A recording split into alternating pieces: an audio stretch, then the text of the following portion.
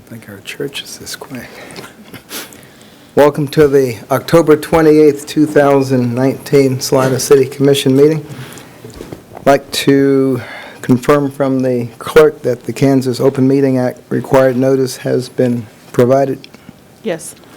Thank you. In that case, we'll call the meeting to order and ask for roll call. Mayor Davis. Here. Commissioner Hay. Here. Commissioner Hodges. Here. Commissioner Hoppick. Here. Commissioner Ryan. Here. If you're able, please stand for the Pledge of Allegiance and a moment of silence. I pledge allegiance to the flag of the United States of America and to the republic for which it stands, one nation, under God, indivisible, with liberty and justice for all.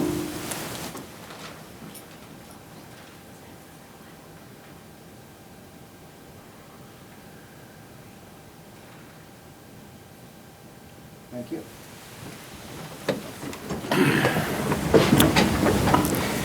We will start off with awards and proclamations. Item 3.1, the day of November 1, 2019 is Extra Mile Day in the city of Salina. Brenda Gutierrez, Program Director at Salina Area United Way, will read the proclamation.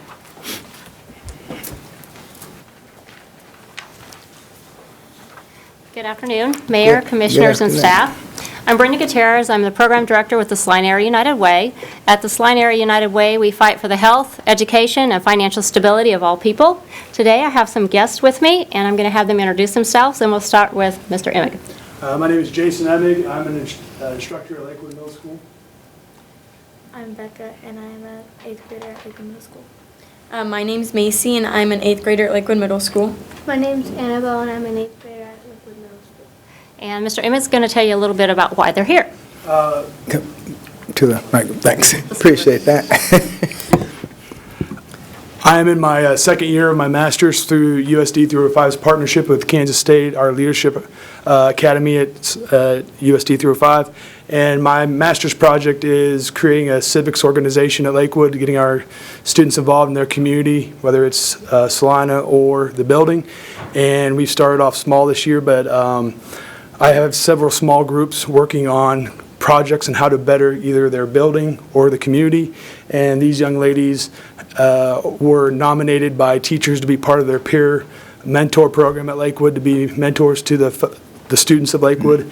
And when I got them together as a group, they said that their interest was being part of the process and learning how to create change in their communities. So Brenda has been a great asset to us in finding our way in starting that process. So the girls are here to participate with the proclamation. So we, on behalf of Lakewood and the girls, we appreciate you having us.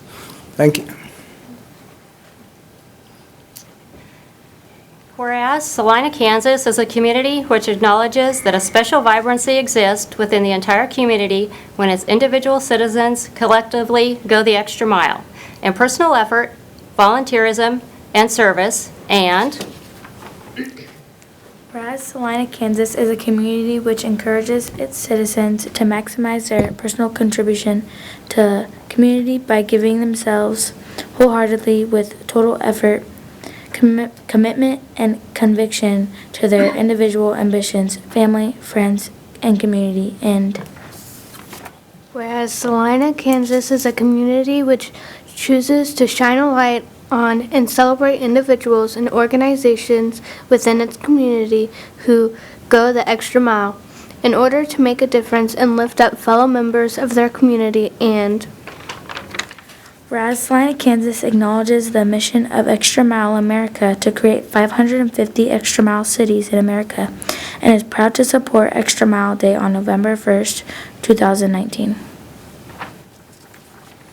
Now therefore I, Trent W. Davis, MD, Mayor of Salina, Kansas, do hereby proclaim November 1st, 2019 to be Extra Mile Day.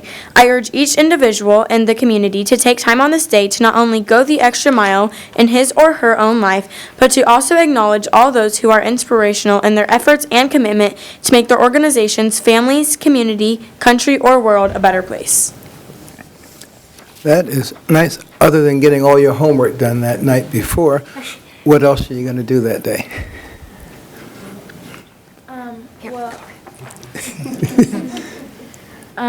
Well, we get for our civics project, we are trying to find a problem that we want to solve in the community or in Lakewood Middle School.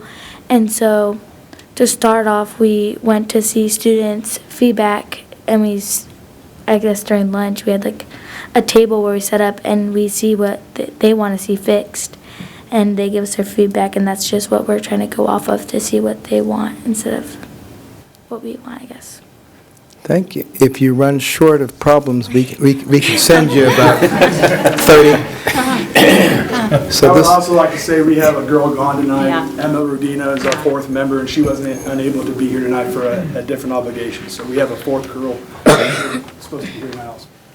thank you. So all the adults in the room can figure out their act of random kindness for November 1st. I'll have one or all of you come forward to get the signed proclamation. Yeah. Yeah. We can do that. She looked at me. Lakewood Middle School would love that. You can all come down for a picture.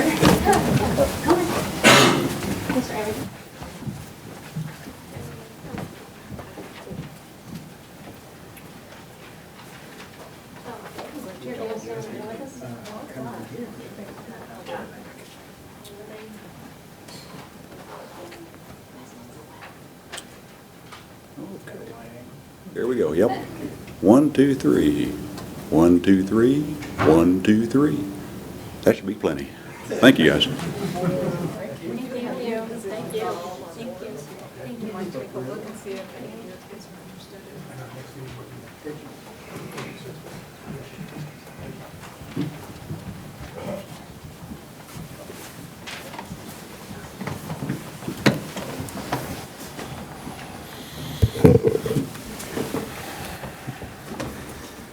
So maybe we should all have a reporting session on November 2nd to see what we did on November 1st.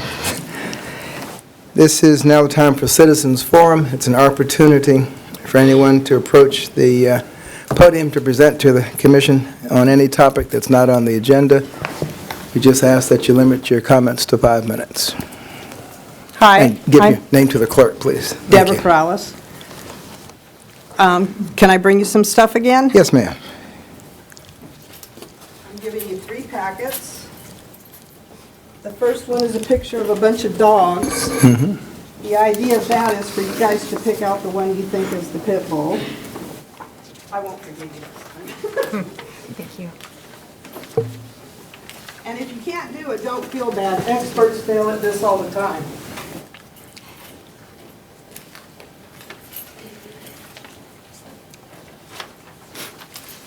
Any guesses? Oh, you want us to do it now? Okay. I'm Oh, fine. no, you can look at it. I got some Okay. other things I want to talk about. All right. In the second packet, you will see stick pictures of dogs. This is what the shelter uses to judge a pit bull. Little stick pictures, which I think is unfair. The 3 dogs that we have that we consider the cloak of pit bull are the American Staffordshire, American Pit Bull, and the Staffordshire Bull Terrier, and they all score 85 or above in temperament. My Rat Terrier scores a 77. They're good dogs. Now this one with the old lady on it are 3 puppies that were brought to me by a woman out of a litter of 13 that were born in Salina Motel in the north end of town. Dog was a 1.5 years old. This was her 2nd litter. These puppies, this is the day after I got them, couldn't hold their heads up. They were so weak. They were taken from their mother at a 1.5 weeks old because they lived in a motel room with siblings, the parents, and 2 adults. So these people just brushed them off to anybody that would take them. This lady knows that I'm crazy about dogs, brought them to me, and I took them to the shelter. Thank God for Vanessa. She let me foster them. Here they are a couple of days later. They're feeling better. They're hanging out. They got shipped to Nebraska because they're considered a dangerous breed here. And you stop me whenever you see a picture of a dog that you deem could be considered dangerous. Here's Lacey. now Nellie. That's her all grown up, and that's when I got to see her after she had been adopted.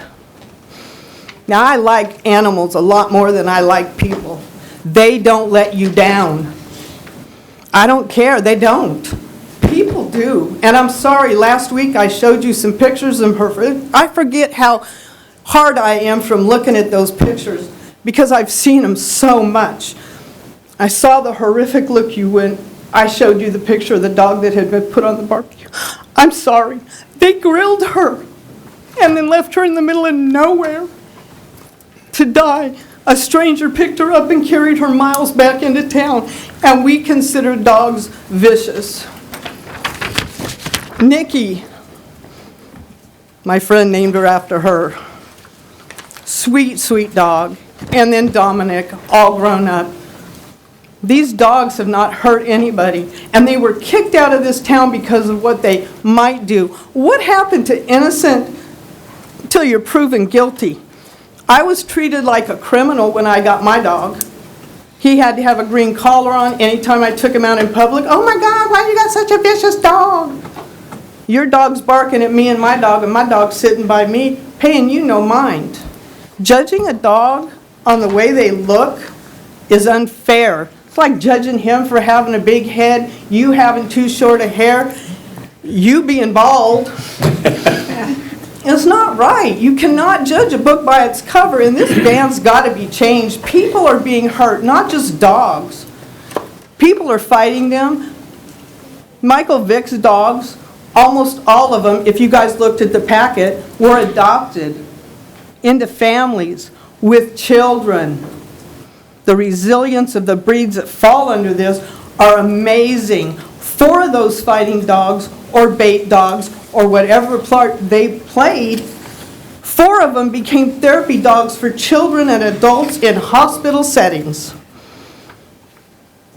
And Tanya's dog, been nowhere but in a loving home, is deemed unadoptable and killed because of the breed it was, not because of what it was, or what it did, or how it acted.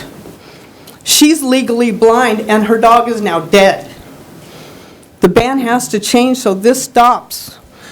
Before Vanessa came along, they were killing pregnant dogs that were deemed pit bulls. They were just knocking them down, killing them.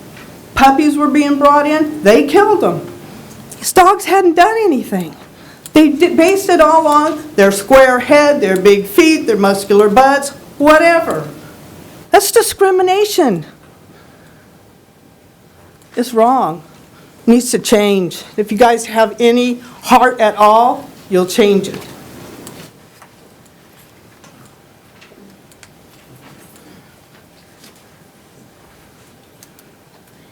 Hello, my name is Tanya Greer. I just want to make this really short. I watched a webinar on my cell phone 3 days ago. Well, it was aired like 4 or 5 days ago, but it was on behalf of the Department of Justice and or the Judicial, yeah. Anyway, they had to distinguish emotional support animals and assistant animals versus the service animal. And it was actually a federal law that it overrode a city or county ban. So it's a webinar. It's Quarley and Bailey, I believe, and there's like 11 law firms within the U.S., and they speak on behalf of the Department of the Judicial Center, whatever it's called. And I just want to let y'all know, if you get a chance to watch it, it will teach you everything that we probably should have expected y'all to be educated on in the past. So it could have saved my animals. One of them, anyway. So that's really all I have to say. All right, thank you.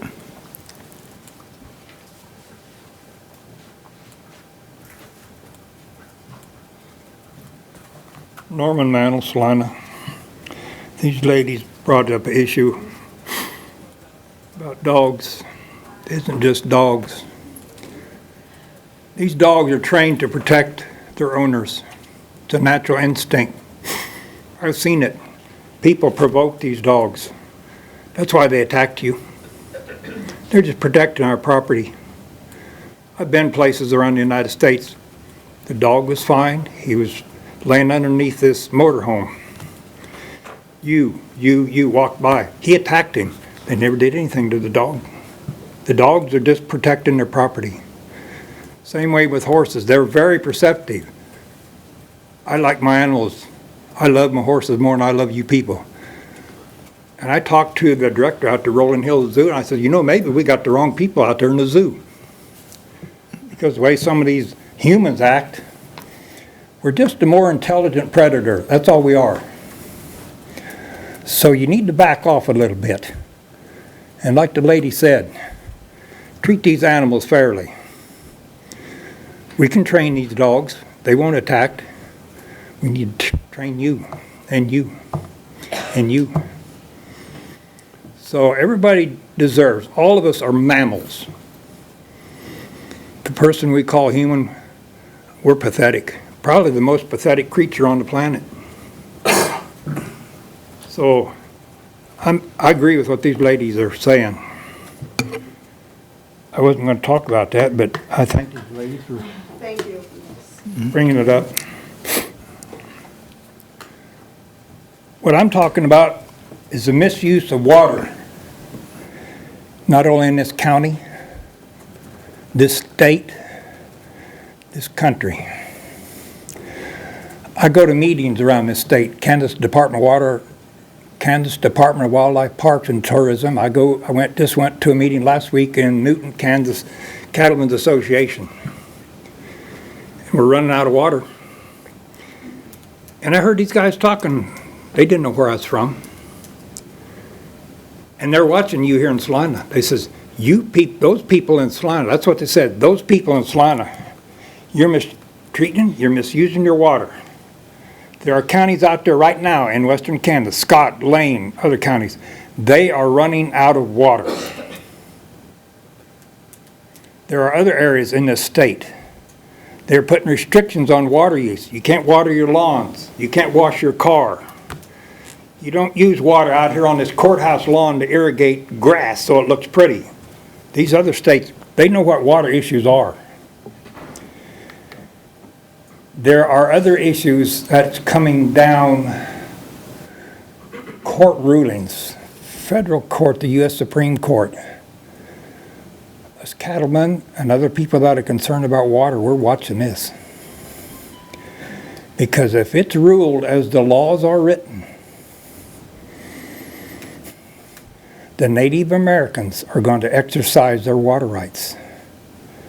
Well, if you white people want to be greedy, we are going to too. They're going to tear out these dams. These are enforceable contracts. The Ninth Circuit Court of Appeals have ruled these are enforceable contracts. There are dams out there now in the Klamath River Basin. They're coming out.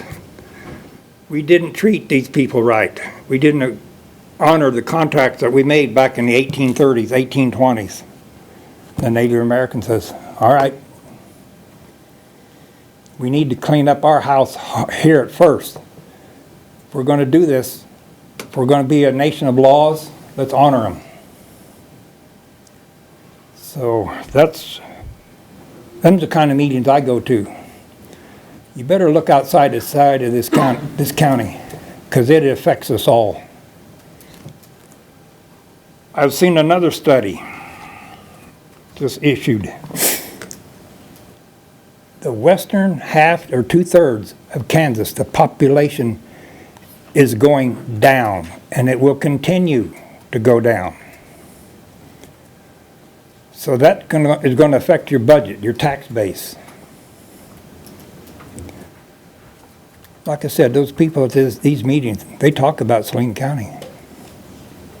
So they're watching you. So I thought maybe that might interest you, might wake you up. I doubt it.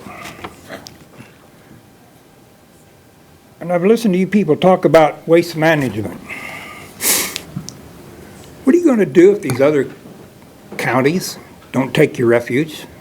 That's on the agenda, so that you can talk about more. Well, I didn't know if it's, Yeah. all right. If you don't mind, yeah. Yeah. Okay, appreciate it. So did you guys figure out which one it was? The dog, which was the pit bull. We'll do that after the Okay. meeting. Joe, can I give you this? Thank you. That's a bag I got on my, Ms. Corrales? on my Ms. Corrales? trip to California. It's for your recycling project. Thank you. Anyone else who'd like to come up?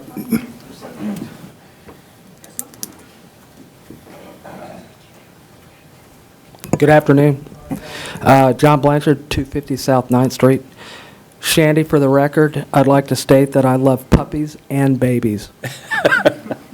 But on a serious note, a question that Commissioner Hodges asked last week when the folks that are supporting the repeal of the pit ban bill were here last week, they were told that it would be 2 weeks when something would be heard, and I just want to know if that is still on schedule or if that has been changed and when there might be some sort of action taken. The ball is in my court to review the first draft of a staff report I have. I've yet to get through that and yet to finalize it to the point that it's ready. I'm intending to try to turn it as quick as I can, but I've kind of been speculating about dates, but there's a lot of work to be done. Well, I mean, they just keep coming, so they, Sure.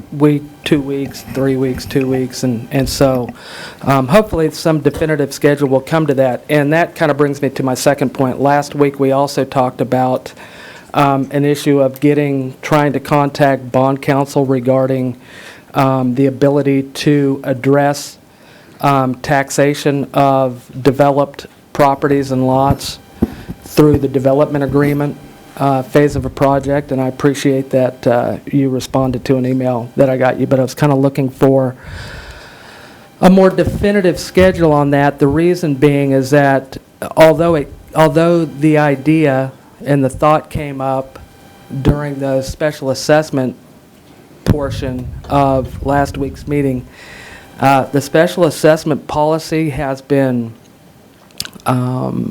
let's just say it's been decided upon and we have a special assessment policy. I don't think anybody really wants to rehear a special assessment policy, but talking about taxation of vacant lots versus agricultural use of those lots when it really isn't, it's exploiting the state law. If we can handle that in a development agreement, that is taxation policy and not special assessment policy.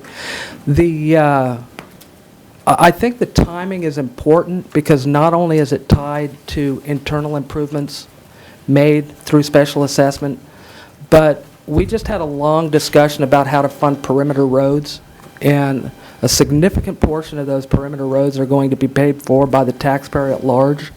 And I think it's critical that the minute some of those, when those development agreements are taking place, that we have that taxation policy in place that says we are going to do everything we can possibly do to collect those property taxes. So my question to you as a board would be, would you be willing to write a letter of support or recommendation to the county appraiser that they be super diligent in making sure that lots are appraised properly, if that requires them to go out this year and look at those lots and make sure and verify that they are being used for agriculture, and if they're not, to get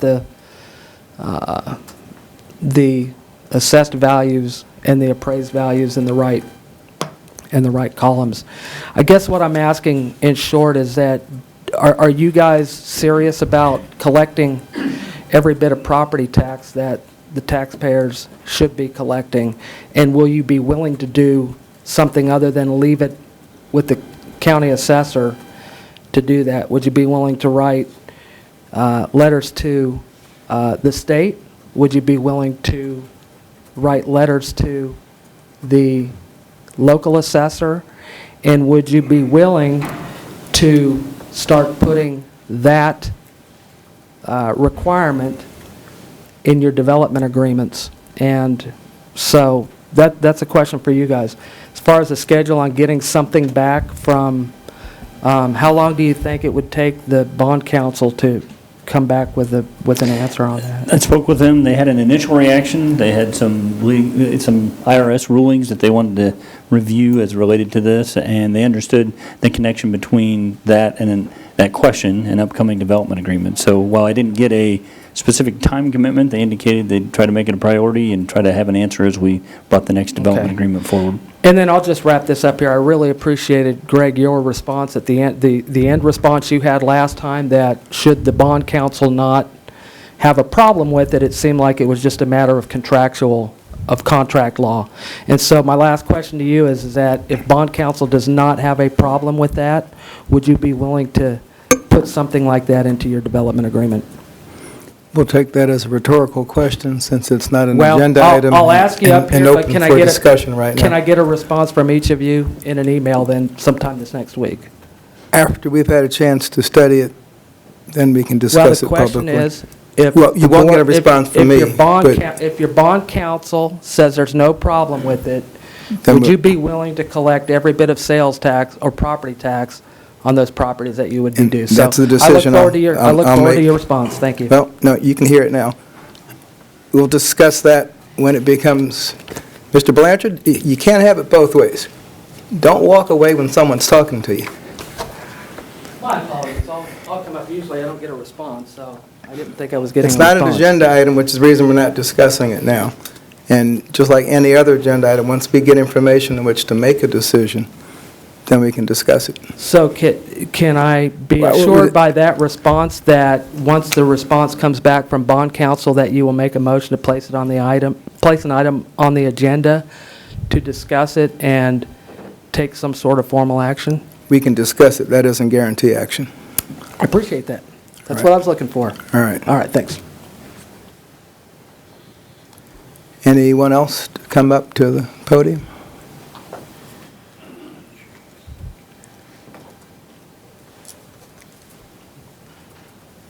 Joan Ratzlaff, Salina. I just wanted to say, because a couple topics are coming up here, and it's never far from my mind, is I would like to see the city develop a program of some kind or other to ensure the sustainability of our community for decades to come. And I would suggest that that would include a city program with staff or a citizen advisory board, something along those lines, because water issues, the world is changing around us with fuel use and climate change, which some people think is debatable, and I'd like to err on the side of caution. So, any of the little things we can do in our offices, whether it's, choosing the kind of paper we use, and then what we do with it after its first use, what we plant in our yards, how we incentivize some less water needy plants, and still keep an attractive place. Sustainability on the environmental side of things is going to be important as we try to grow a stronger community and one that is attractive to the generation that's going to inherit our city after we're gone. So I want to encourage that you all keep it in your minds as I do in mine. Take that as an offer to be on that committee. Thank you, Mayor. Okay. It's actually a good idea. You have to find out where to put it, or what to call it. Anyone else like to come up to the podium?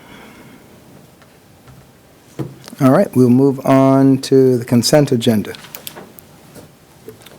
Item 6.1, approve the minutes of October 21st, 2019, and item 6.2, authorize the purchase of 17 fire hydrants from Core and Man, McPherson, Kansas, in the amount of $25,422.31. Is there either item that Commissioner would like removed from the consent agenda? I had a question on item 6.2, so if we could remove that, I'd appreciate it. All righty. Entertain a motion to approve the minutes of October 21st, 2019. So moved. Second. All right, moved and seconded to approve the minutes of October 21st. Any corrections, additions?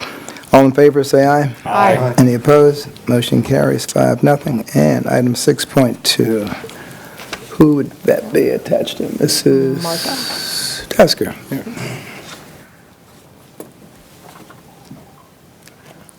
I apologize, Ms. Tasker. I just had a quick question, and I'm sure you'll know it right off the top of your head.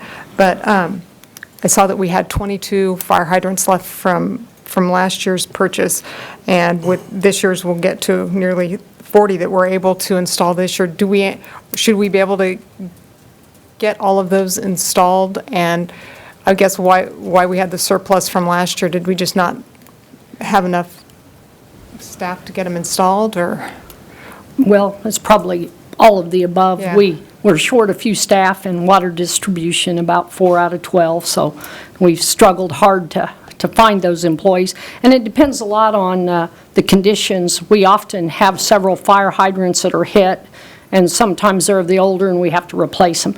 We had a few less of those, so combination of all of the above, and just not enough time to get to all of those with the downtown development and the water main projects. We do all of the tapping for all of those water mains, so there was many connections made. So we've been really pretty busy over the last 2 years with those projects, so. I know, I definitely know you have been, and I know that you've also got to keep some in reserve for just such occasions that you mentioned, if one gets hit or damaged. Typically like to have about 35 when we start. That's our next year's supply, is the 35 of those, so we hope to get them installed. It just depends upon weather conditions and how many accidents occur that take a fire hydrant out of commission, so. Would it be helpful, and do we have enough staff that if we purchased more that we could get them installed? Just because I was doing the math in terms of, at this rate, it's going to take us close to 25 years to get them replaced, And not all need replaced. Some are Okay. fire hydrants that we can actually still get parts for. It's some of the very old ones, the Watrous, that go way back to the early 1900s, that we have trouble actually taking them apart and fixing. And whenever we take a fire hydrant out, we keep the good components and use those for parts. So they're pretty resourceful in trying to keep what they need to keep the old ones and get the new ones installed. So we save parts and do what we can to save dollars in the end. yeah, and I appreciate that. I just wanted to make sure that it wouldn't be helpful for you to have $30,000 more of hydrants. We probably Ready to wouldn't go. get them installed. In a good year, 35 is about the most that we tend to be able to get installed, so I think we have a plenty. And again, we'll have additional fire hydrants in the 2020 budget, so we'll have each year we look at fire hydrants. We're going to move those into the operating budget in the future, but fire hydrants are an item that we buy every year. Thank you. So we keep a supply of them. Awesome, thanks.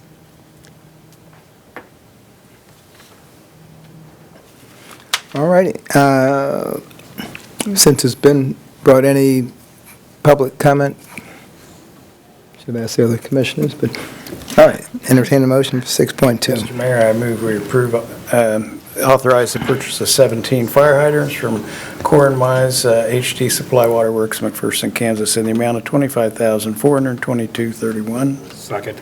Okay, moved and seconded to approve the purchase of 17 fire hydrants as written. All in favor, say aye. Aye. Any opposed? Motion carries 5-0. Thank you. And administration, 7.1. Item 7.1, receive and review the 2018 audit report from Mize and Company. Good Good luck. afternoon, Mr. Mayor and Commissioners. I'll try to speak a little slower on this one than I did in study session. As was provided to you was a copy of the 2018 Audit Comprehensive Annual Financial Report and the auditor's opinion letters that went along with that. And if you look on page 1 of the document, it gives an unqualified or clean opinion for the 2018 financial statements. This document is quite extensive. We do like to point out that there's a couple of sections that we like to point out that are kind of important to read. That would be the opinion on page 1, the discussion analysis starting on page 4. The financial statements really begin, the government-wide financial statements begin on page 16 and 17. And then there's notes to the financial statements that kind of give you the situations of what's been happening, and that's on page 31. The city was not subject to a federal single audit, which is related to grant dollars for 2018. As part of the audit, the auditors really look at review of internal controls over the financial reporting. So they look at specific departments and things like that. And as you've noted in some of the recommendations that they've given us several for the municipal court. Municipal court is one of those departments that have very complex connection with other departments, and they do a great number of activities along the way. They've made several recommendations, and we recognize that a lot of those recommendations have been ongoing for several years, and we've been continually trying to improve those processes and try to get to know what the software will do for us, and try to find out what we can do that will kind of mitigate some of these concerns from the auditors. I will note that some of these are continuation from 2016 and the 2017 audit, but as you recall, those audits weren't completed until late 2018, so there's kind of a timing factor too, but the auditors do recognize that and understand that. Those findings that we have that are listed there, I kind of abbreviated those. One's segregation of duties. We're trying to create an adjustment report. Well, the department's created an adjustment report that's signed by a higher level person. So basically, if someone at one level can void or get rid of a transaction, they want to make sure that somebody above them, that level, is reviewing those transactions. And that's just a function of the software. So the municipal court has created a process where the judge does actually look at those transactions that are performed by the supervisor. Timing of deposits, we're working with the department to make sure that all those deposits come in within the 3-day window, and the bond deposits are coming in on a daily basis. Ticket reconciliation gets pretty complex because the tickets are issued at the police department. They go to municipal court, and I'm going to try to get this all straight, but they're here to support me if I get anything wrong. They go through to municipal court by an upload, and they're only getting the tickets that are actually issued, and they need to have cases filed against them. So there's tickets over here in the police department that never get to municipal court. So what we're working on is kind of combining that information. The police department does an annual audit of those tickets. They have a whole process that they go through to see who has tickets and where those tickets are issued. And then municipal court has the cases that are coming in, and those don't always match. So what we're going to have to do is we're going to have to figure out how to kind of put those two sets of data together to make sure that we're accounting for both of those sets of data through the process. And that's an ongoing process. We're trying to work with the software vendor to see if there's some reports that we can run, to see if we can figure out if there's a way that we can kind of match those and figure out what's missing. Because the auditors are looking for ticket numbers that are missing to see if there's something that's going on. They're looking for red flags, basically. So, and just to clarify, if I might, the lack of matching could be attributable to an officer's issued a batch of numbers and they haven't issued them all yet at the point of the audit. It could be that they've written a warning or voided the ticket. So the expectation that every number is accounted for at the municipal court level, there's kind of a backstory that has to be tied together with that software when that's not the case. The fourth finding was the reconciliation between the court system and the finance system. We've created a spreadsheet for another purpose for kind of cash deposits on a daily basis. And we're going to take that report and try to tie those two numbers together from those reports. We've actually gone through, because we recognize that some of these issues have been going on for a while, we went through and we did a side-by-side comparison for the last 4 years, 2015, 16, 17, and 18, to try to figure out, okay, which issues are they? Are they the exact same issue? What did we do then? What do we need to, how do we need to tweak that to make sure that we're getting the auditors what they need to do? We also talked to the auditors and kind of told them what our plan was. and made sure that if we can move forward with this plan and we can provide that documentation to them, first of all, we have to have a plan, we have to document the plan, we have to provide that documentation to them so that they can see that we're doing what we should do, then would that be enough to get us kind of to the point where some of these issues would be mitigated? And when I talked to them, they felt like it probably would, as long as we could kind of follow through with all those steps. So I'll stop there. I do have Abram Crislip here with what used to be Mize Hauser, who's going to give their kind of overview of how the audit went from their perspective, and then I can take any questions you might have for any of the other items that we have. So, Abram?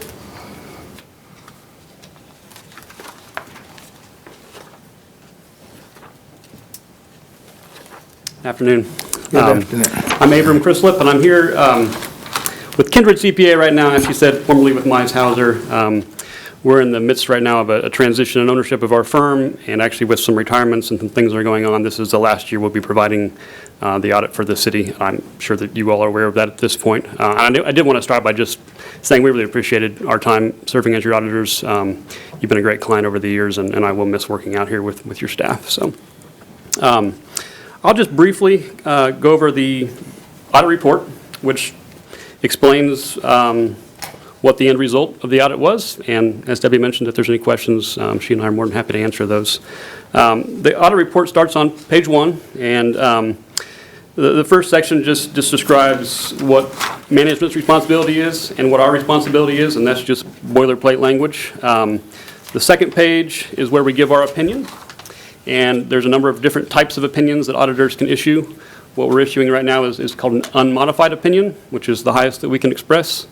And it just simply means that we believe these financial statements are presented fairly in all material respects. It's obviously the result you'd want, and it reflects positively on your financial management here at the city.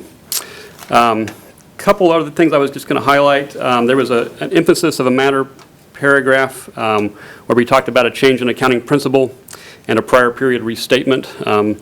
Sometimes those can be seen as negative, and I wanted to make sure everybody understood that they really weren't.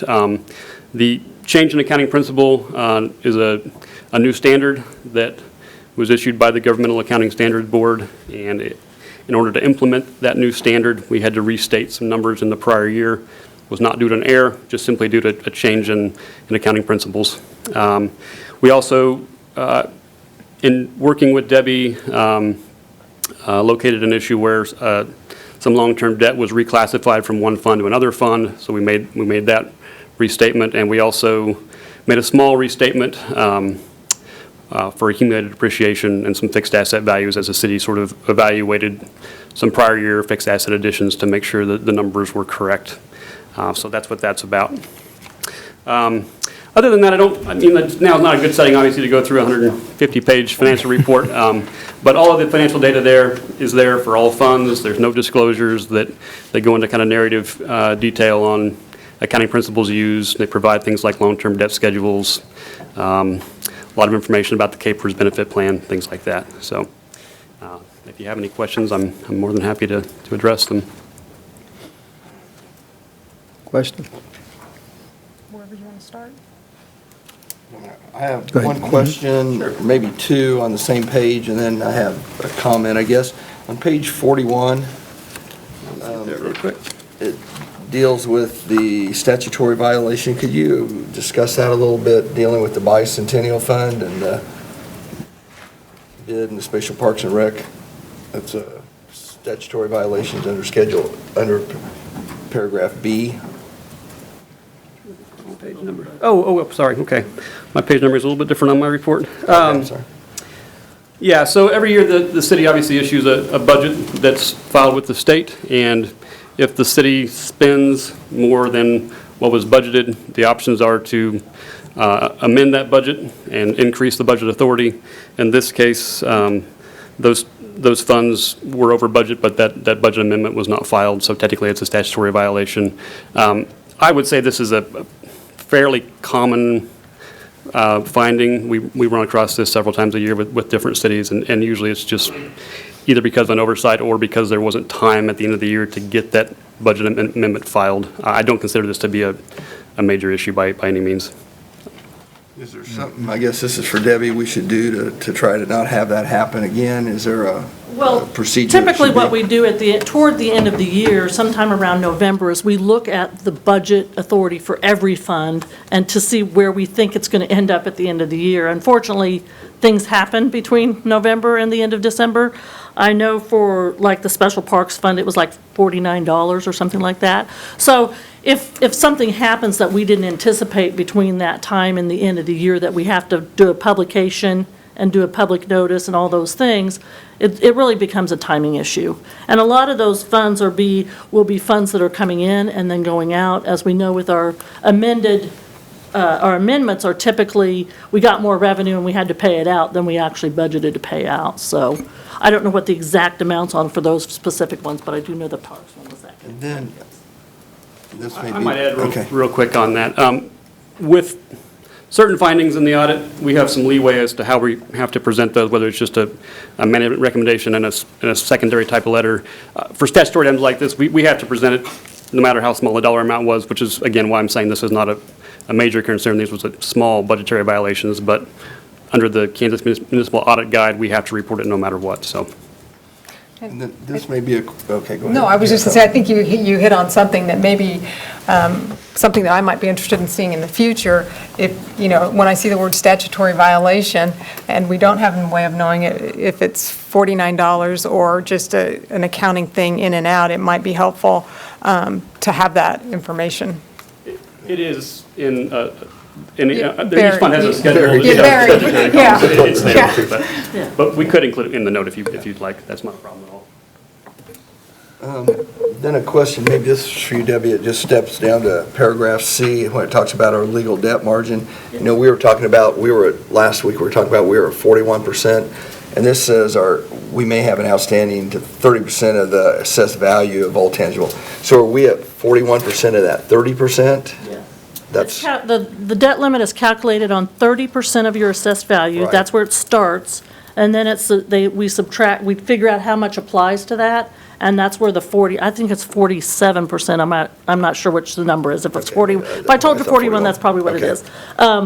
We look at what applies to that. There's some debt that doesn't apply to that debt, to that limit. So that would be the 41% of that 30% is correct. And this isn't really a question, this is more just of a comment, but on page 7 where it talks about personal property value, it's interesting to see how that's dropped to 10.1 million from the peak of 39.7, which financially costs the city a little over $775,000 a year in revenue. So there's things that have affected our budget over the years that have created some of the issues we have, and I think there's some other state-driven changes that have affected us also. So that's just a comment for the public. Commissioner Hodges? Let's see, I don't know if this is for Mr. Crislip or Debbie or for Mike, but in the auditor's comments to management letter included, there was a notation about health insurance fund, and something that we've been talking about internally as a governing body is not transferring some funds into our health insurance fund. And I think the last couple of years of audits have noted that we might want to bring in an actuarial to take a look and see if we're counting on the correct amount of health insurance obligations that we have that are outstanding but maybe not reported yet. And I thought maybe you could speak to that, because we have moved forward with a decrease in our health insurance reserve fund. Sure, I can speak to that. The incurred but not reported claims liability is a number that we are provided with from the health insurance company. Several years ago, they started putting a little disclaimer on there that basically says we're not actuaries. If you want this to be a certified, accurate number, you need to hire an actuary to provide that. So this is just us letting the city know that we're relying on that health insurance company's number right now, not on an actuarial study. Okay. We don't feel like it is a significant deficiency or material weakness, and that's why we've just included that as in a separate letter to management. But that's what that's about. And you might speak to where that number's used. Yeah, so it's a liability on the city's statement of net position, and that number changes a little bit each year based on what the health insurance company provides us.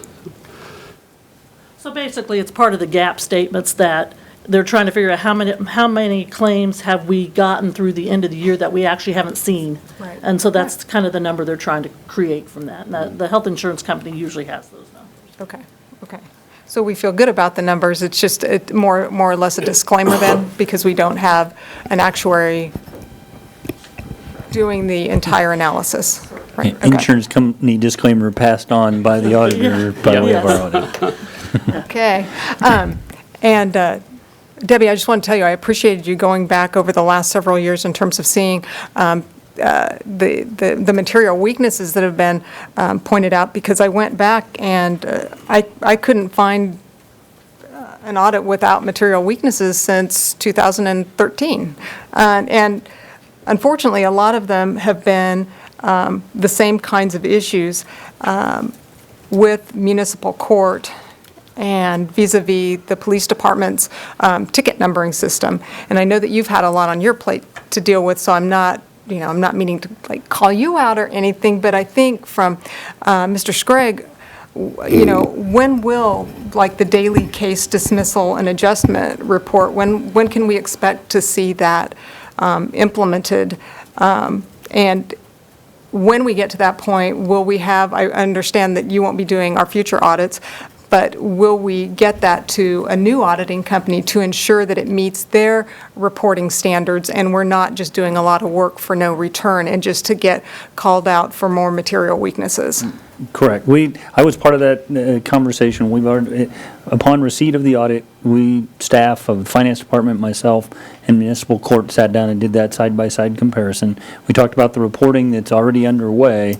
What it's really going to take is just kind of ongoing monitoring that reporting happens. And Abram may disagree with me, but the next auditor could pick a whole nother topic. I mean, we definitely need to do this. We need to have those reports available, but it's kind of a topic selected by the auditor to take a look at. But as the staff report indicates, municipal court is frequently, an item for attention just by the nature of its function. So we have the mechanism, we've discussed the mechanisms with the exception of the software issue as it relates to ticket numbering. I think we're going to need to involve the police department and the software vendor to really sort that one out. Everything else, I think we have a plan in place. We just need to carry it out, and then we need to have the reporting available for the next audit. And I think municipal court would back me up on this, but some of those things have been started to be put in place, and we just need to get a little bit better with making sure that we're keeping those documents and providing those documents. And we did get late in the year, so some of them didn't get implemented until late in 2018. So they could have seen, they do selection of randomly, so they could have seen things that possibly weren't there or were there. So we have been working on getting to that point. This is more of like an organizational question, I guess, because I see our legal folks out there. Is there a person who is tasked with doing the accounting for municipal court and that does that? Because, just like I wouldn't expect our police chief to be a building manager, I wouldn't expect, our judges and our prosecutors to be accountants either. So is there like an office manager, somebody that is coordinating that and has that kind of responsibility in mind? Is. Okay. Among other duties, and not dedicated to that. Right, I understand that. Good afternoon. Yes, the court supervisor is Luann Everhart, and so she's the office manager. She is the one who processes the daily deposits, does the financial reporting, supervises the clerk staff, and is in charge of all of that. And is she on board with the changes that need to happen so that we have, kind of the double blind or the system that we have in place so that everybody's, work can be checked and everything. I don't mean to imply that there's anything at all. I understand. I mean, sure. Fair question, and yes, I'm not offended at all by your question. It was expected. And yes, Luann is completely on board. Luann's the one actually who came up with the responses to the audit, because as you point out, that's not my area of expertise. So when the concerns were brought forward, she's the one that said, here's what we can do, this is what we can do. We'll have the judge look over the things that she does. Dismissals or She whatever. looks over the things that the other clerks do. So yes, completely cooperative, working with the auditors, was involved in the audit process also. Fantastic. Thank you. Can you come up front to the podium? Folks won't wonder This is who this Luann, mystery Court voice Supervisor. is. I'm used to being back there. No. As far as like the adjustment report that you were asking, we had already implemented a process with that once the 2008 recommendation came out. So once that came into board, we had already started a process right then and there.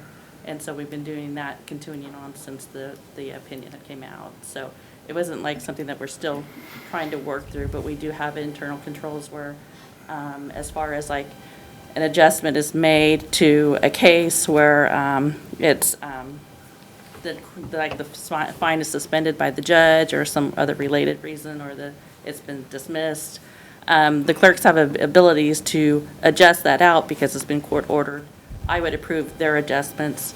Now, there's times where I would make adjustments when we are purging cases or when we're doing license suspensions, when we add fees to those licenses where we actually can't collect the fees because they're out of state.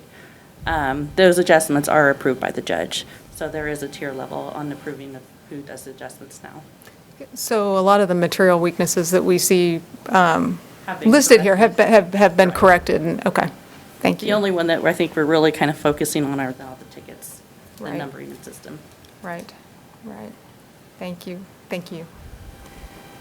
But we're doing the regular, regular deposits have been implemented, the sequential. We've actually implemented another step of check and balance on that particular one, because we have committed to you to provide financial statements in a timely fashion, so we're kind of on top of those departments to make sure that those things are getting in, and really, we've created a tracking system for those items also, in addition to what they've already committed to. Gotcha. And then I think this is also for Mr. Crislip. I think somewhere in the report I read about irregularities between municipal court receipts and revenue that was recorded by the city, and you noted that it was within like an acceptable variance range. Is that something that could be attributed to like rounding differences, or what would? It's probably more of a timing difference. Okay. Yeah. Okay. And sometimes that happens. I mean, there's, Okay. as the deposit's made, it may not be recorded by the bank or in the city's books at the same time. And so Okay. sometimes there's just rounding or timing differences between those reports. And like we said, it was not a material amount, so. Okay. Thank you. Commissioners? None here. One quick question. So I take it Mize will not be doing the 2019 audit, is that correct? That's right. So where are we at on finding a We replacement? have an RFP draft being reviewed right now. We're hoping to have it out in the next week or so, and hoping to have an agreement signed by the end of the year for next year's audit. I'm sorry, your question gave me a chance to look at one other thing I had written down. I apologize for that.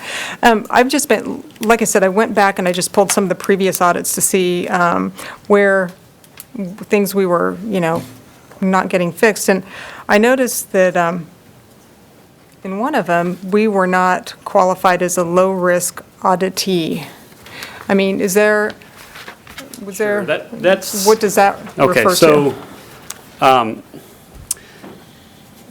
that only comes into effect when the city spends more than $750,000 of federal aid in a given year. That's when you are subject to what's called a single audit, which is an audit of a major federal program. Okay. One of the requirements to be low risk is that you have to have the audit finalized and submitted to the Federal Clearinghouse within 9 months. And if it wasn't submitted within 9 months in the previous year, by default, you can't be considered low risk in the next year. And so I believe that one had to do with the timing of an audit being completed and wasn't submitted within that 9-month period. I got you. So if we didn't submit one, say like in 2013 or 2014, that would mess us up for But the city has- following year? Yeah, the city has Okay. not been subject to Okay. single audit the last 3 years, so that's not an issue right now at all. Okay, all right, thanks. All right, thank you. Any questions or comments from public?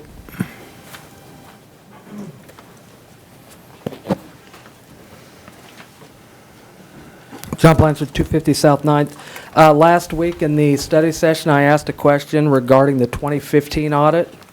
And because when I was on the city commission and the 2015 audit was at least a year and a half late, we never saw it and it was never received. I was under the understanding that it was completed sometime in August or September of 2017, yet I could find no record in my information that it had ever been received by the city commission. What, did I miss something? Has the 2015 audit ever been received? And I ask because, you know, there were several material weaknesses on that, and there was one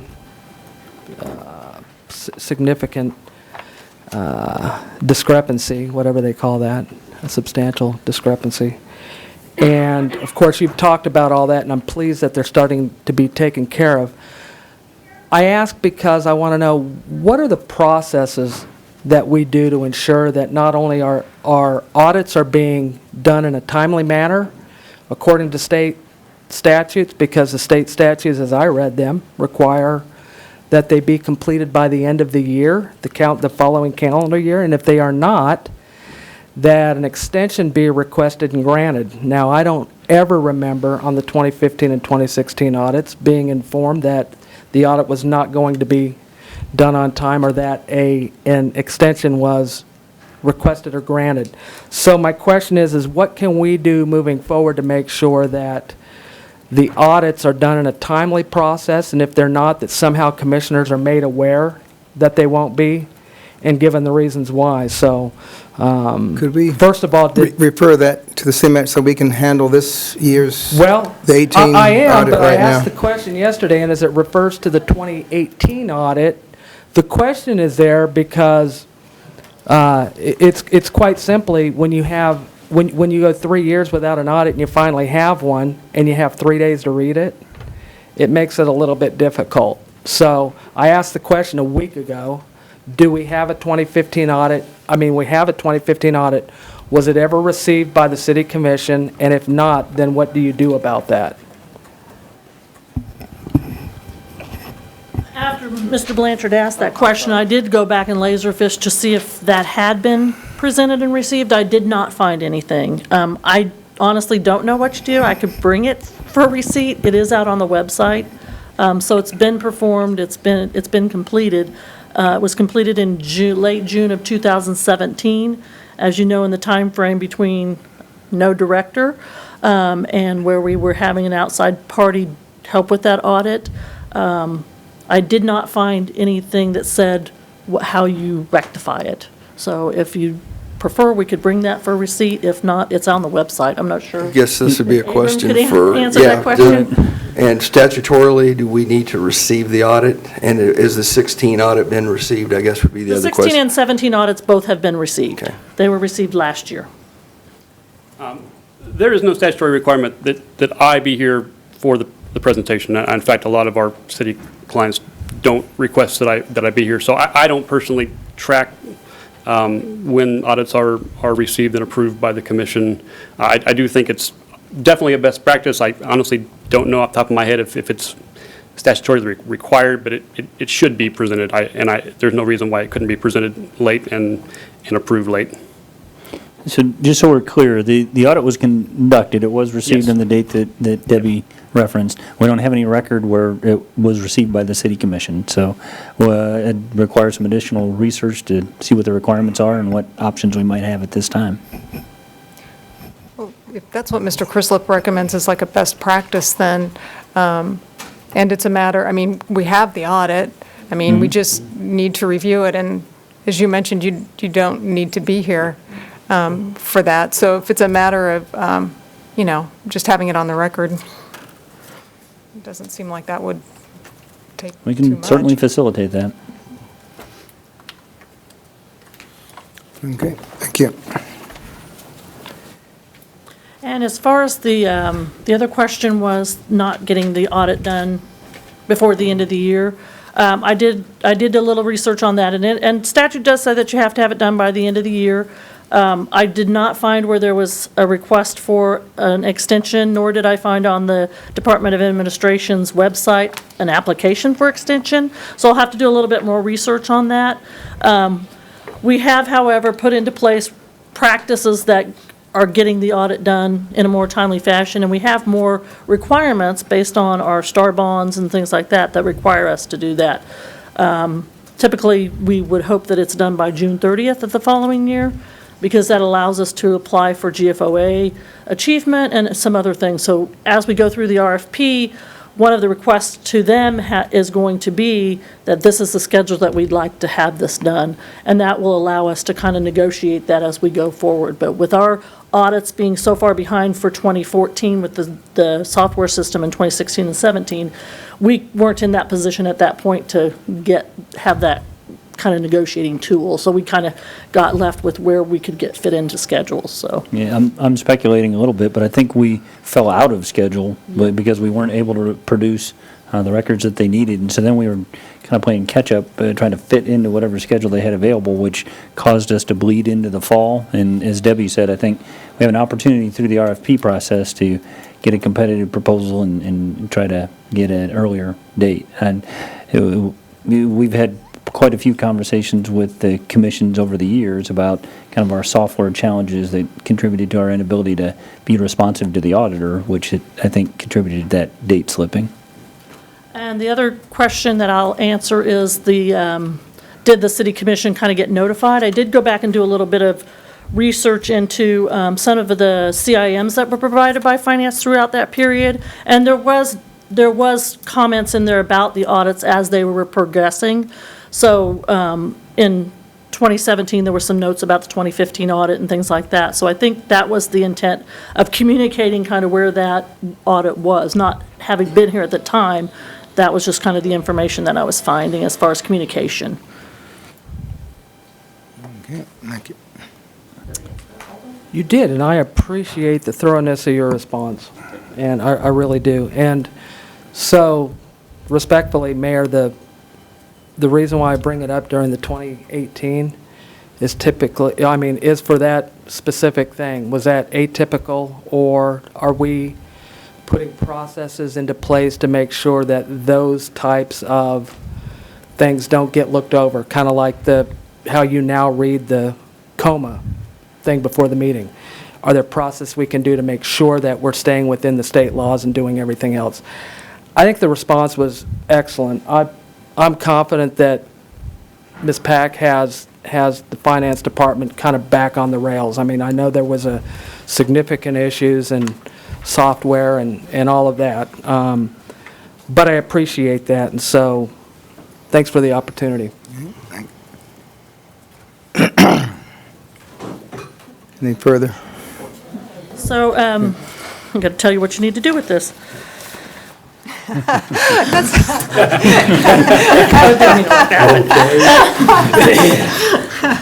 got into kind of some conversations here. So first of all, I would like to thank Abram and Mize, used to be Mize, for the service that they have given us. They've provided us, they got us through some really tough times when we were having some difficult times through audits. They were very patient with us and kind of walked us through some of the processes that we needed to do. So we really do appreciate that, and we'll miss that service.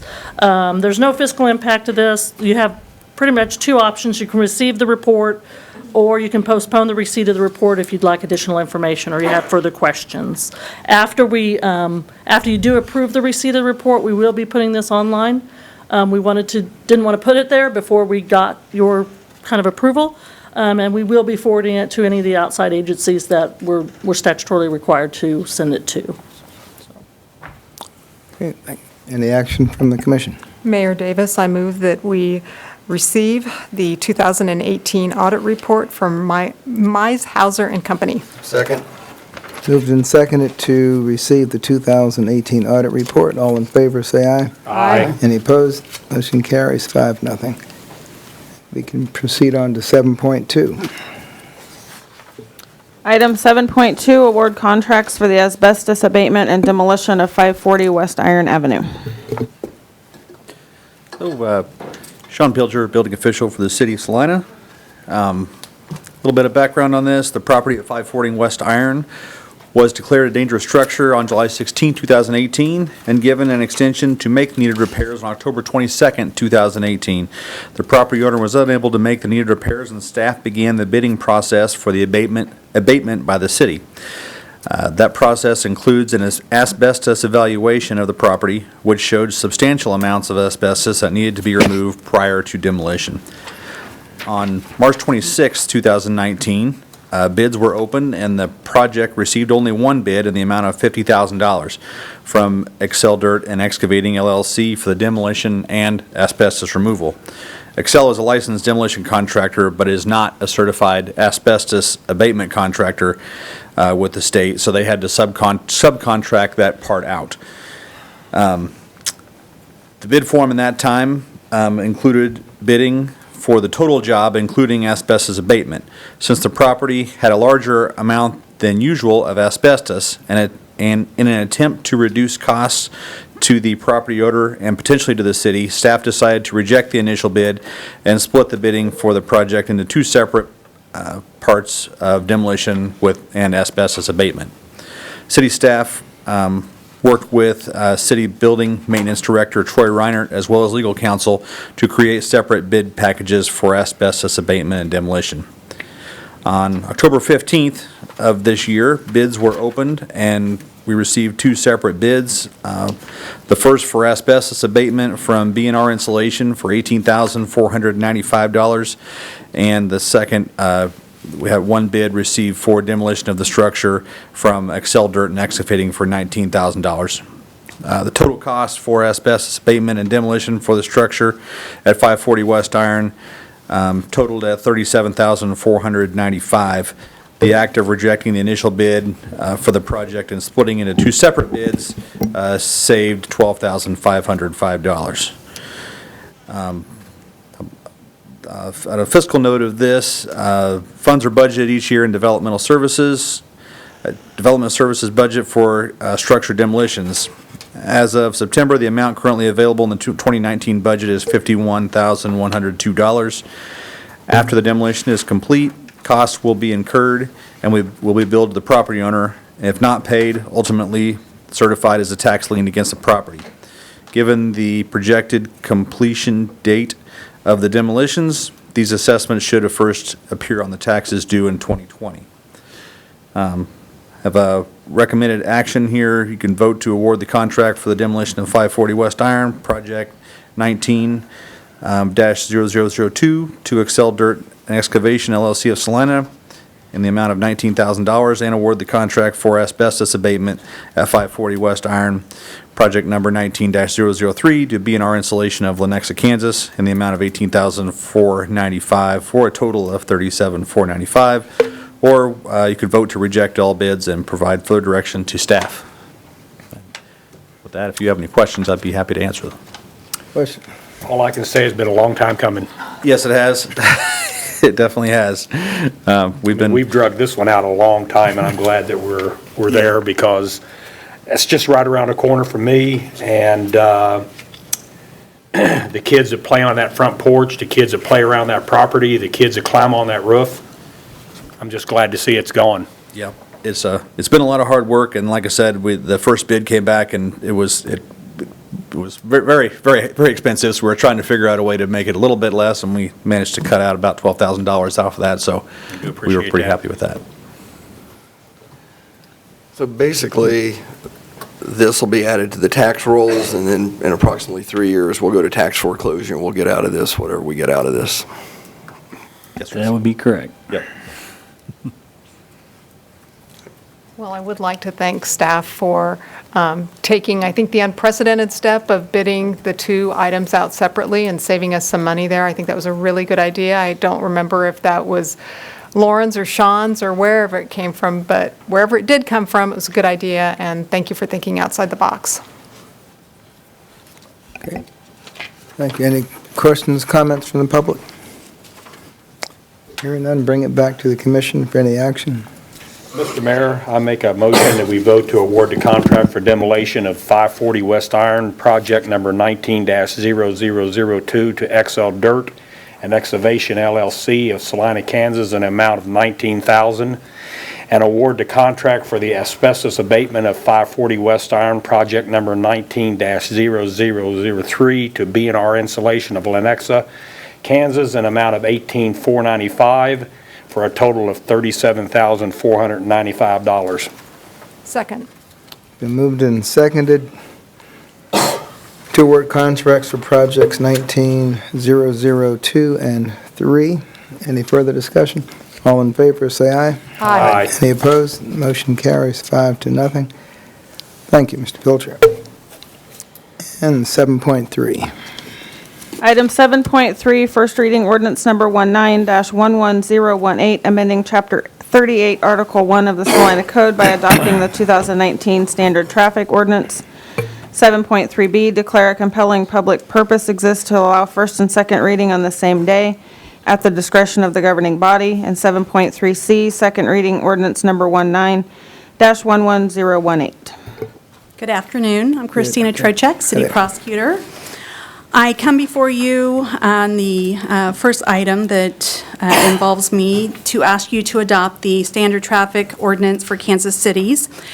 A little background, this is published annually by the League of Kansas Municipalities.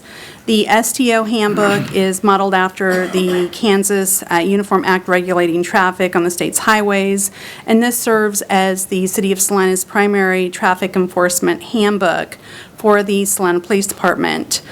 Once again, the League published the 2019 edition of the STO handbook, which incorporates any amendments to state uniform traffic laws that were enacted during the 2019 legislative session.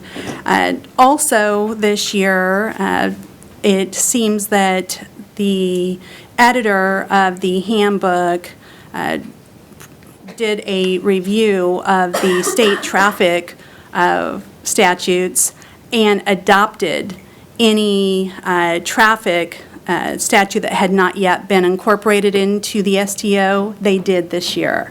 There were many, many changes, as you can see in your packet. There were a lot of new additions to the STO handbook. They weren't necessarily changes made during the 2019 legislative session. They were laws that were already in place on the state level. They just hadn't yet been incorporated into the STO handbook. So there was quite a review process of those items to determine what would be appropriate to include in the STO. Unlike the UPOC that we'll talk about next, I primarily adopted everything in the STO. These are generally tickets that are issued by the Salina Police Department through the use of digitickets, so the resources of the City Prosecutor's Office aren't as taxed with traffic tickets as they would be with criminal violations. They don't require the amount of reviews. So I did make the election to adopt all of the recommendations made by the Kansas League of Municipalities in the STO for 2019. The only change I did make, or I'm recommending, is with regard to Section 115. This is not a new section, but they did amend the section to provide some exceptions.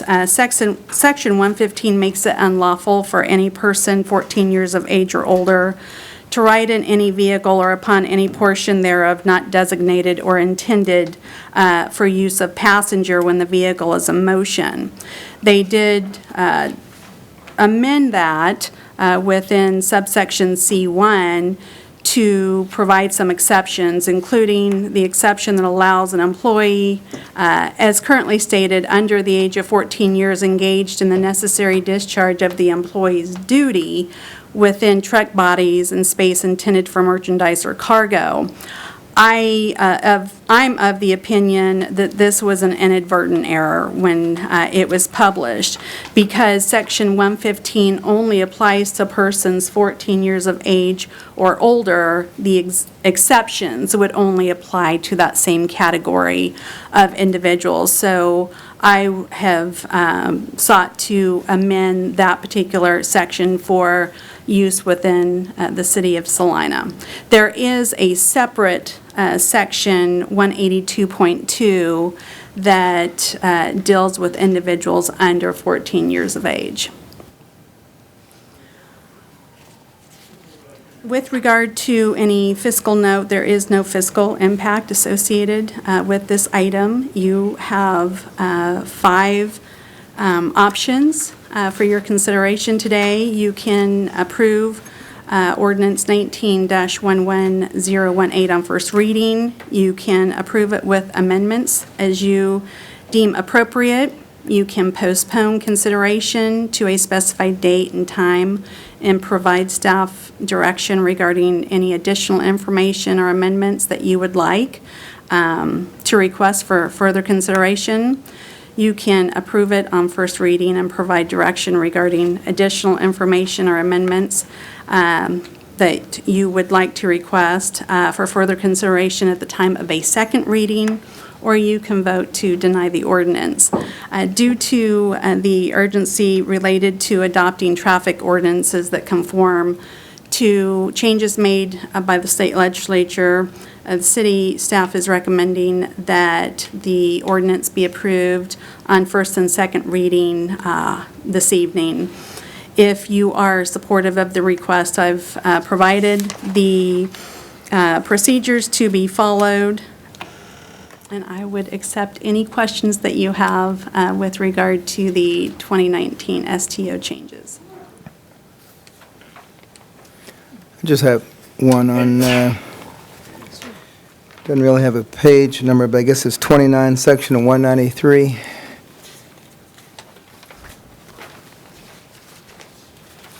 Says driver's license in Yes, okay. possession.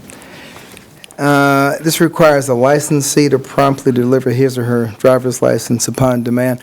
Is that for the driver only, or anyone in the vehicle who happens to own a driver's license? Only the driver only.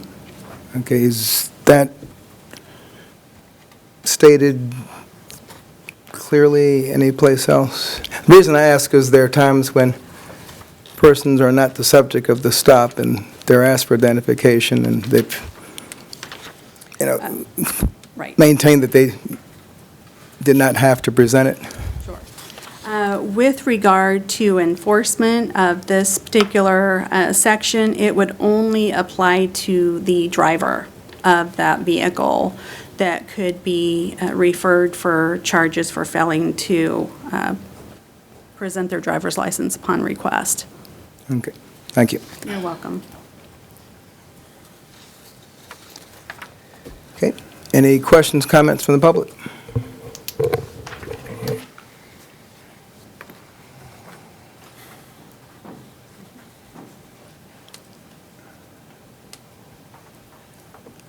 Joan Ratzlaff, Salina. I have a question not specifically about this version or this, iteration of the STO, but a family member just found out earlier this year that there is some language, I think it's in section 18, which was a surprise because he got a ticket for posting his car for sale in front of his house, which otherwise legally parked. And so, that was a surprise to me and anyone else that I had talked to. It seems like it's a pretty common thing to do and not, not a dangerous thing. It doesn't cause a problem, I guess I was wondering if this is something that the city has to adopt the STO, or if you can go through and say, well, these are things that we don't want applying to our city. It might be suitable somewhere else, but, not here, or or vice versa, where we would want extra things that aren't in that. I guess. So I don't know if this is the Is appropriate that a time to bring it consideration up, of but our that was. sign ordinance or our Yeah, I'm not traffic sure that's ordinance? a standard traffic ordinance item as much as it is a sign item, but with respect to the standard traffic ordinance, I think Prosecutor Trocheck speaks to the latitude that we have to do things above and beyond what might be provided in the statute and our latitude to make local amendments. But I believe that is a sign issue, not a standard traffic ordinance issue. I couldn't give you more information personally. I don't know if anyone Did it happen here in Salina? Yes, That might be something worth getting more information about. okay. Thank you.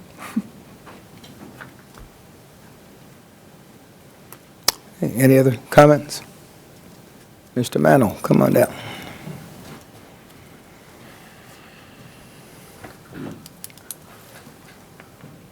Norm Mantle, Salina, 7.3B. The word public. You're going to do the first and second reading on the same day. So how are we going to allow public comment if you're going to do the first and second reading on the same day? It's a question of wording and legality. Maybe you better table this so the public can have more comment on this. Because if you're not allowing people to discuss in an open meeting, I guess the only answer I could give you is that this was published on Thursday, which would give someone 3 days to either make plans to come or to call the commissioner or the city manager's office or send something in writing. I guess I'd add a couple of things. The process that's provided for you is allowed by statute, and in the event that you adopt something and a citizen has a comment, they can still address you, and if it's a compelling point, we can make necessary amendments to address any concern that might arise after adoption as well.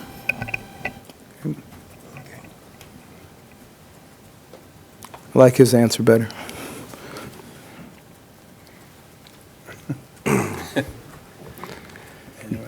Combine the two of them. Okay.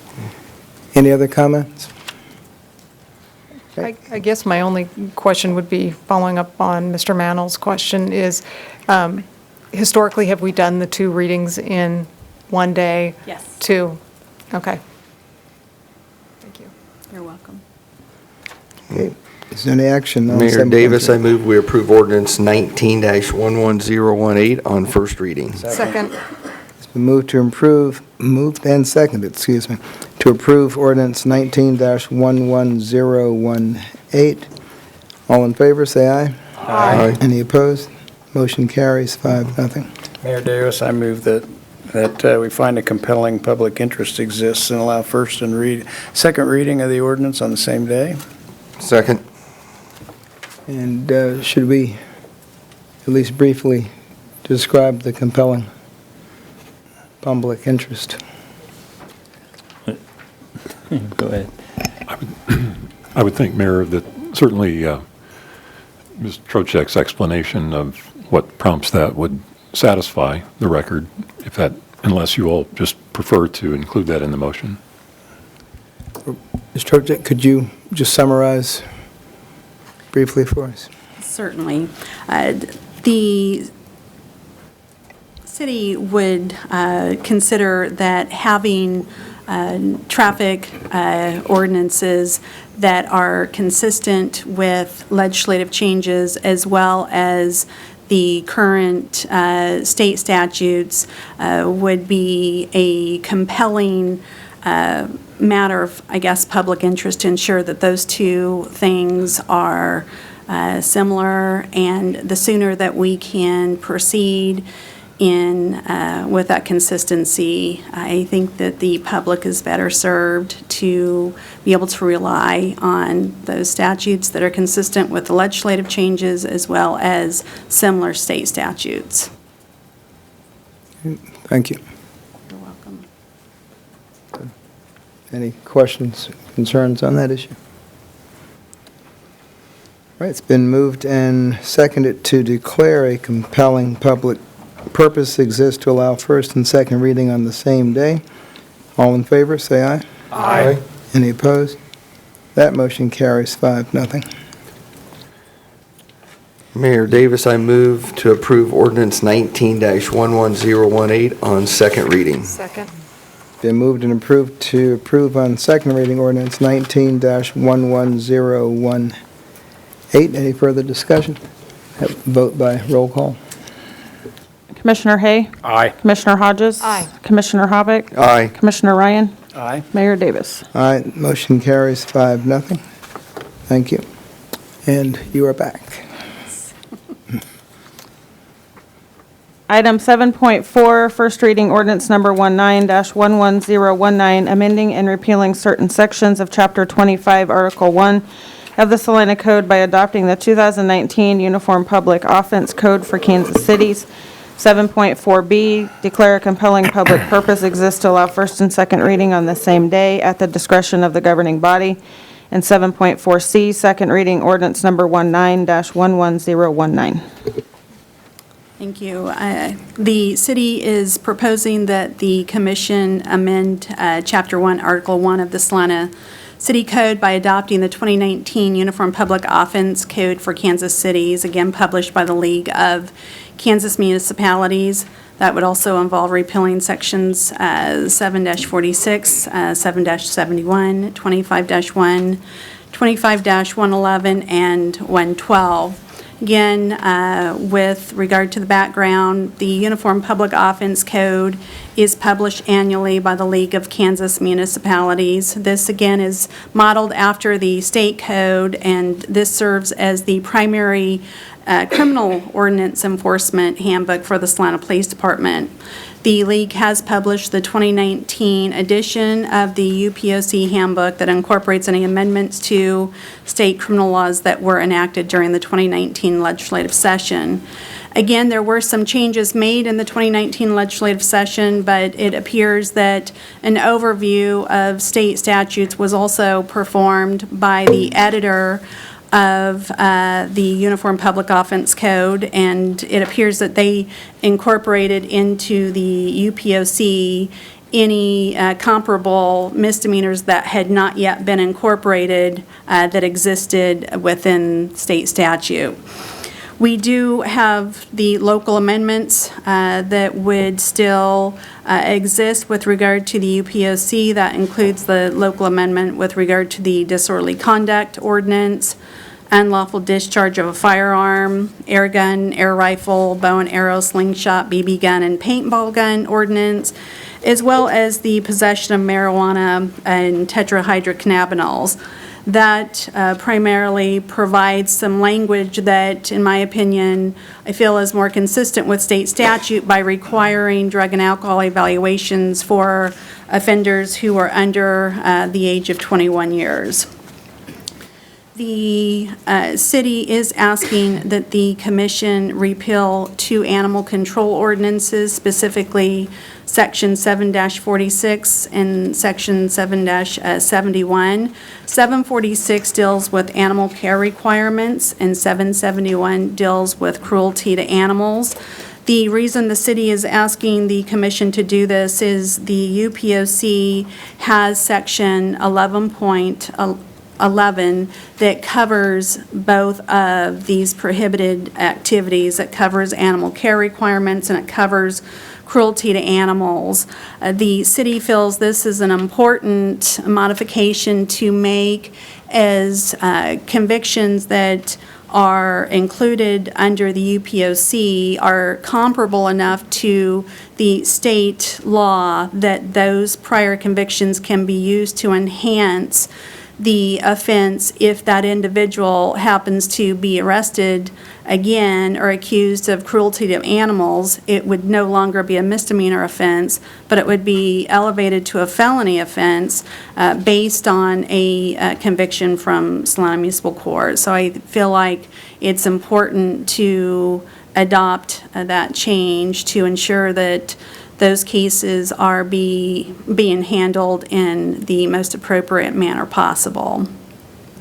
The city is also asking to repeal Section 25-111 and 112, both dealing with intimidation of a witness or victim, because the Uniform Public Offense Code 2019 edition now includes Section 7.15 that includes that language as well. So to avoid duplication, we should repeal those sections of the Salina City Code.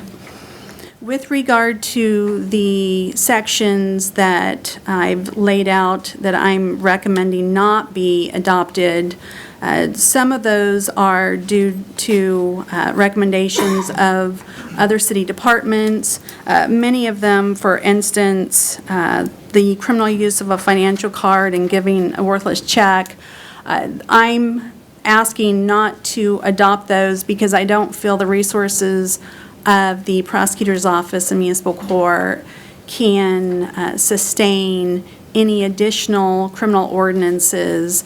In the past 3 years, we have expanded rather significantly the criminal ordinances that we handle in municipal court to include adopting, even before the Uniform Public Offense Code included possession of marijuana and paraphernalia ordinances. We adopted that as a standalone ordinance. I adopted the intimidation of a witness or victim section as a standalone ordinance, and I adopted everything within the Uniform Public Offense Code that I felt that our staff could handle. And I did another, because we had a lot of additions to the Uniform Public Offense Code, as you can see in my summary of the changes. There were 43 additions or amendments to the Uniform Public Offense Code. So I did review each one to determine what I felt was appropriate after assessing the resources of the municipal court. There is no fiscal impact associated with this item, and again, the commission has 5 options available for your consideration. You can approve it on first reading. You can approve the ordinance with any amendments that you deem appropriate. You can postpone consideration of ordinance 19-11019 to a specified date and provide staff direction regarding any additional information or amendments that you would like to request for your further consideration. You can approve the ordinance on first reading and provide direction regarding additional information or amendments you'd like to request for further consideration at the time of a second reading, or you can vote to deny the ordinance. Again, based on the urgency related to adopting ordinances that are consistent with state law, specifically the cruelty to animal change, I feel that it's in the public's best interest to adopt this on first and second reading tonight, and that's would be my request of the commission. Any questions? I'm not sure if I should ask you this or the zoning commission, but are you aware of any restrictions on either axe or hatchet throwing? I've been asked 3 times in the last month, and no one seems to be aware of anything on the books, but... Nothing comes to mind right offhand. I would concur that nothing is in place as it relates to specific zoning or building codes either. Okay. I think it just depends on whether you're throwing it at a target or at somebody. Well, yeah, that's probably when you get involved. Criminal activity, yes. Okay. That was a serious question. No, Okay. and I really appreciate you asking about it, especially in this context, because I've had contact from property owners whose walls, who have a shared wall with said Molly hatchets, and it's causing issues, so, thank you. Not to take us further off topic, but staff is aware of it, has been in contact, has looked at the circumstance as well as code, and will be getting back to you separate and distinct from this conversation. Thank you. Thank you. Any comments, questions from the public? Mayor, if I may. Yes, sir. I suppose it may go without saying, but this significant level of modification originating at the league was just that, significant. And just wanted to mention that the sophistication and the scholarship with which the city prosecutor's office approaches these matters under Ms. Trocheck's direction, and the sophistication and scholarship with which the court approaches these matters under Judge Stoss's direction, we're extremely fortunate. I trust everyone has a sense of that, but from my vantage point, there was a day when the review of these two standard ordinances was something that we were responsible for, and the experience base and the sophistication base, I assure you, is much appreciated with the work that this represents. Thank you for that comment. James Bowden, 1111 East Iron. My question's for Mrs. Trocheck. I was just wondering if any of the ordinances being adopted help to reduce the load on staff or keep more citizens out of the criminal justice system. Higher capacity, I guess. I don't know if the adoption reduces the workload with regard to the staff of the municipal court, but that was something I was obviously mindful of. I didn't want to add to the burden, but I'll brag for a minute and just tell you we have a very efficient municipal court, and I felt comfortable that we could absorb the few changes and additions that we made this year with regard to trying to take action to prevent people from coming into the criminal justice system. I would tell the commission and Mr. Bowden that we do have a fairly large diversion program through Salina Municipal Court, and I always make sure that first-time offenders are aware of that program. You know, when we adopted the marijuana and paraphernalia ordinances, the district court was not offering a diversion program. We immediately incorporated into our diversion program cases involving those offenses because it had an impact on our younger community, and certainly I saw a need for it. So I think that would probably be the best answer I could give you, is that we have reviewed the diversion policies to determine whether we could expand that, and we in fact did expand the program. I hope that answered your question. Thank you. You're welcome. Appreciate that answer. We are at the point of entertaining any action from the commission. Mayor Davis, I move that we approve ordinance number 19-11019 on first reading. Second. Moved and seconded to approve on first reading ordinance 19-11019. Any further discussion? All in favor, say aye. Aye. All opposed? Motion carries 5-0. Any further action to be taken? Mayor Davis, I move that a compelling public interest exists to allow first and second reading of the ordinance on the same day. Second. Been moved and seconded to declare a compelling public purpose exists to allow first and second reading on the same day. And I would assume the same reasoning exists for this as for the previous ordinance. Yes, thank you. Any questions, comments?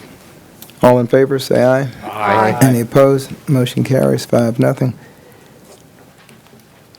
And any additional action? Mayor Davis, I move that we approve ordinance number 19-11019 on second reading. Second. Been moved and seconded to approve on second reading ordinance 19-11019. We'll have vote by roll call. Commissioner Hay? Aye. Commissioner Hodges? Aye. Commissioner Hoppick? Aye. Commissioner Ryan? Aye. Mayor Davis? All right, motion carries 5-0. Thank you Thank very you. much. Well, I'll ask the commissioners if you want a short recess or you want to keep moving. All right, Just take 5. take 5? Okay, we'll recess for 5 minutes.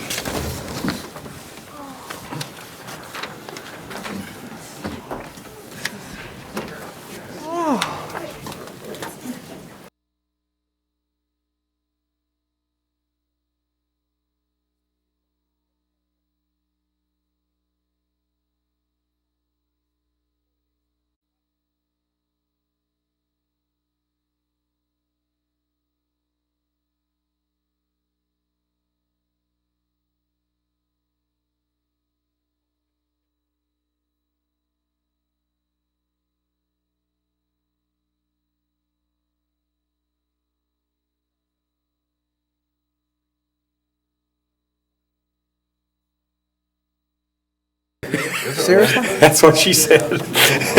Yeah, Shandy told me and confirmed by Boo. We gotta hurry up before it accumulates. You can have, well, if you're going, you can keep it. That's a Thursday.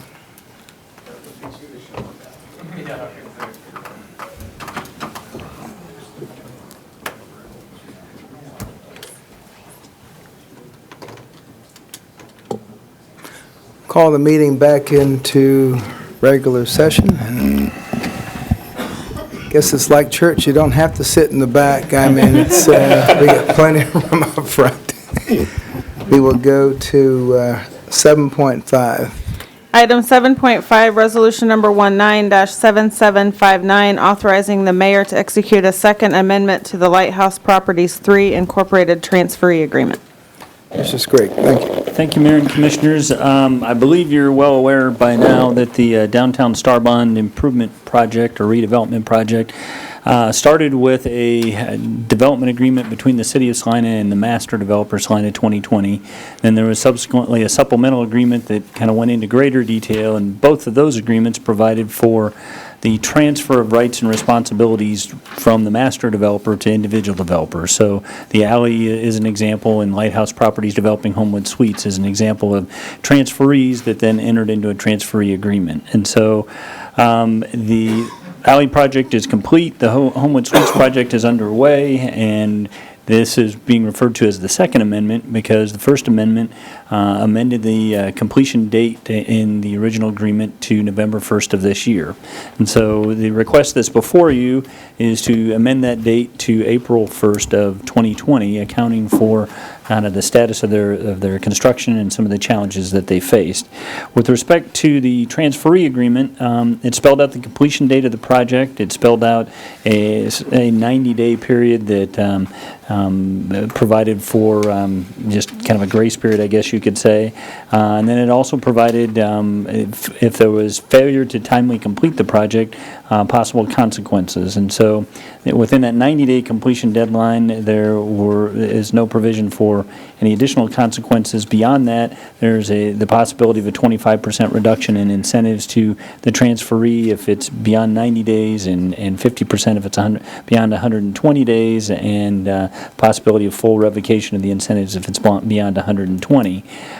We reported when we considered the first amendment to the agreement, and I'm reminding you again, there's also a provision in the agreement that talks about enforced delays, and that provision references a number of things. Most of them are pretty significant or ominous sounding in terms of insurrection and floods and earthquakes and acts of God, but it also makes provision for unusually severe weather or any other causes beyond the control or without the fault of the party claiming an extension of time to perform.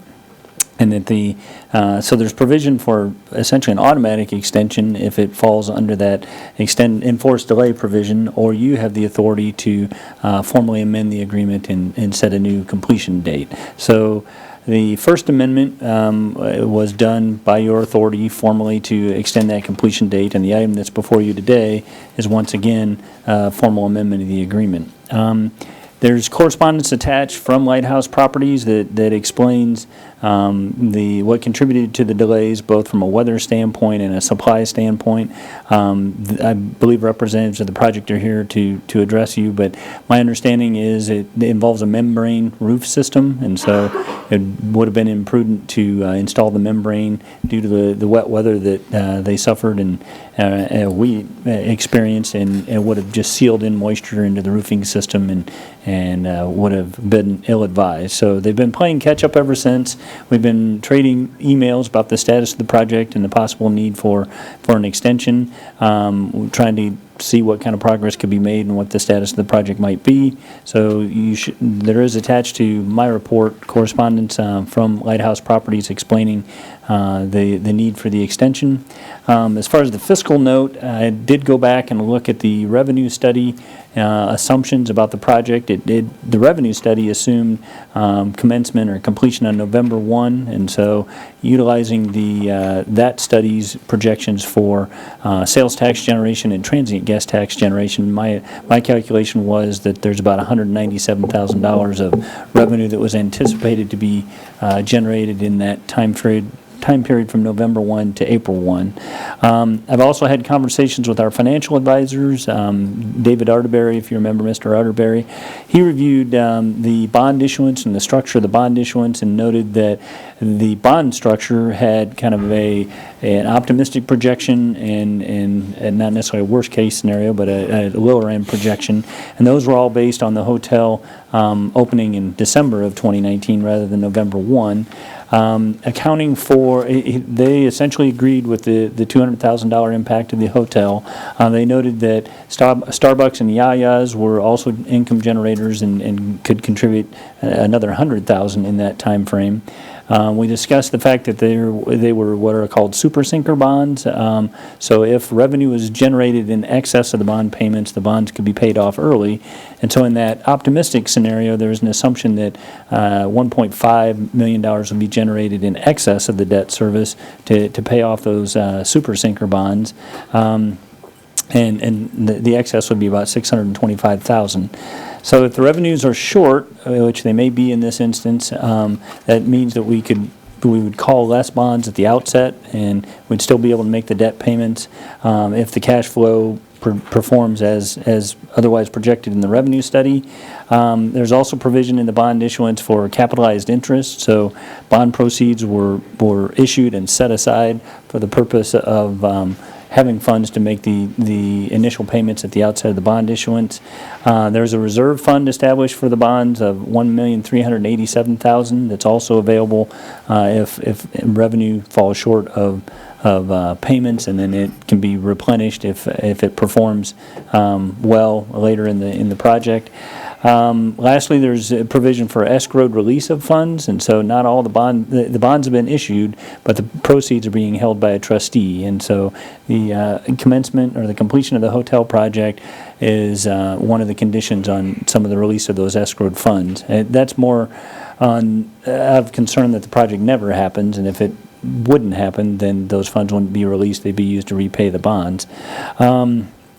Then lastly, as I noted in my fiscal note, we were able, as we put the bond issuance together, one of the main features was that there was $4.5 million of subordinate bonds issued. And so they are second-tier bonds. If the project doesn't perform, they either receive delayed payment or no payment. And those subordinate bonds were bought in their entirety by Blue Beacon International, and knowingly involved with the project, aware of the project, and essentially taking on that risk of the performance of the project. So, in light of everything that's played out, I think there's definitely a delay in the commencement of the hotel. The time clock has started on the star bonds and the increment capture and the CID, so it's not as if everything can just be set back by that corresponding amount. The clock has started, which is why we calculated the financial revenue that was estimated in the original revenue study and reported that to you. I think we have opportunity by the way the bonds are structured, both in terms of the reserves, the super sinker provision, and the subordinate bonds to adjust as we know more about the performance of the project in general. Not only is the hotel a contributor, but just the activity of this downtown in general in terms of generating additional increment is counted on to pay for the STAR bonds. So I think you do have opportunity to amend the agreement, amend the date to reflect at this point what is the anticipated opening date of the hotel.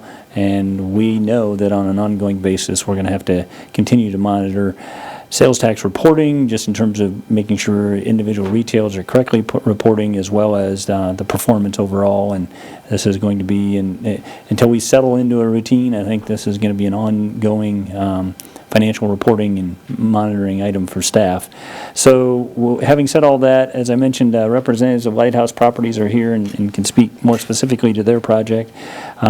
We've identified for your consideration that you could approve Resolution 197759, which would authorize the second amendment to the transferee agreement and set the completion deadline as April 1st. You could postpone consideration to a specified date and time and provide us additional direction regarding any information or amendments that you'd like. If you have an amendment that's specific enough, I suppose you could make amendment and act on that this evening, or you could vote to deny Resolution 197759, which likely would then cause the need for us to look even closer at the enforced delays provisions and the interpretive issues that go with that. As I noted in my report, accounting for the subordinate nature of the bonds and the bond structuring, and taking all that into account, staff's recommendation is to proceed with option 1, amend the date, and set it for April 1st, and we'll have to continue to monitor the performance of the project going forward. With that, I'd be happy to answer any questions you might have. Start to the right, Commissioner Hodges.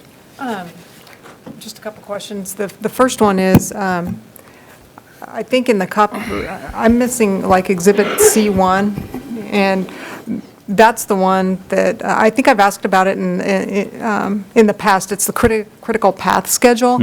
And I looked through my other documents, and I couldn't find where we've ever had that included.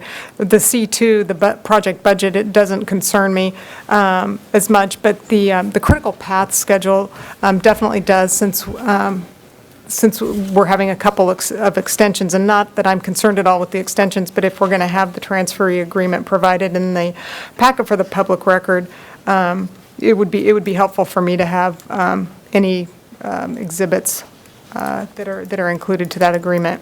Okay. I'll see what I can find. At this point, I think the critical path schedule is probably updated. If anything, if the interest is going forward, we probably need a revised one, but we'll see what we can. And I think and then my only other question was, is the delay going to impact our ability to complete our part of the Mulberry Street project on time, and what is that going to have a fiscal impact on us? I do know that staff's been coordinating in terms of the masonry work that the hotel project's been doing and trying not all to work in the same intersection at the same time, but I'll turn to Mr. Kowach in terms of more specifics. Both in terms of timing and then whether that causes a cost overrun for our contract. We don't have a specific schedule for when Smoky Hill can get in to complete the northeast corner of Walnut and Santa Fe. They have been coordinating, working closely with the hotels, contractors, so that we can try to complete that. In addition to the streetscape project, we've also got a storm sewer project that we're hoping to improve the storm sewer down Walnut this winter as well. So we're coordinating all of those and hope to have them done by next spring. Do you foresee that having any kind of a fiscal impact? I mean, is there going to be any kind of an increased project cost due to having to extend that timeline out?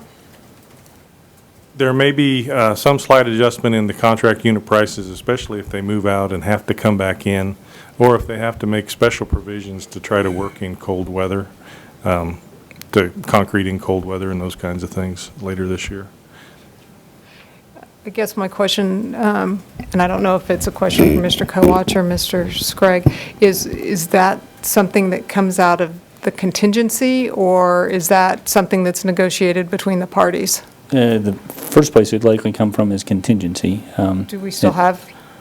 It was started with very tight contingency in the Yeah. first place. I've been impressed with Public Works management We of the still have project. a slight margin to complete the project. The other area that remains incomplete, or will remain incomplete after the initial deadline, is going to be Campbell Plaza, and that's just coordinating with the property owners and the adjacent building work that impacts the work in the actual plaza. If you're familiar with Campbell Plaza, they've commenced work on the walls, and we're trying to coordinate with them in terms of not adding to any structural challenges by removing some of those planters.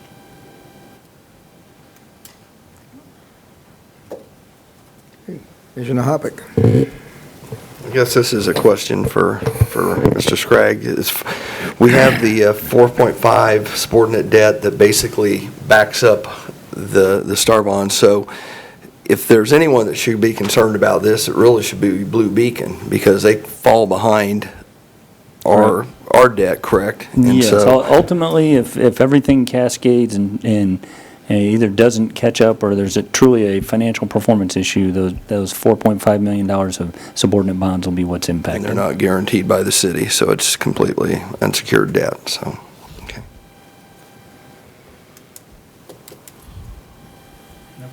I guess I just have a question for someone from Lighthouse Properties. I'm not sure who wants to come forward.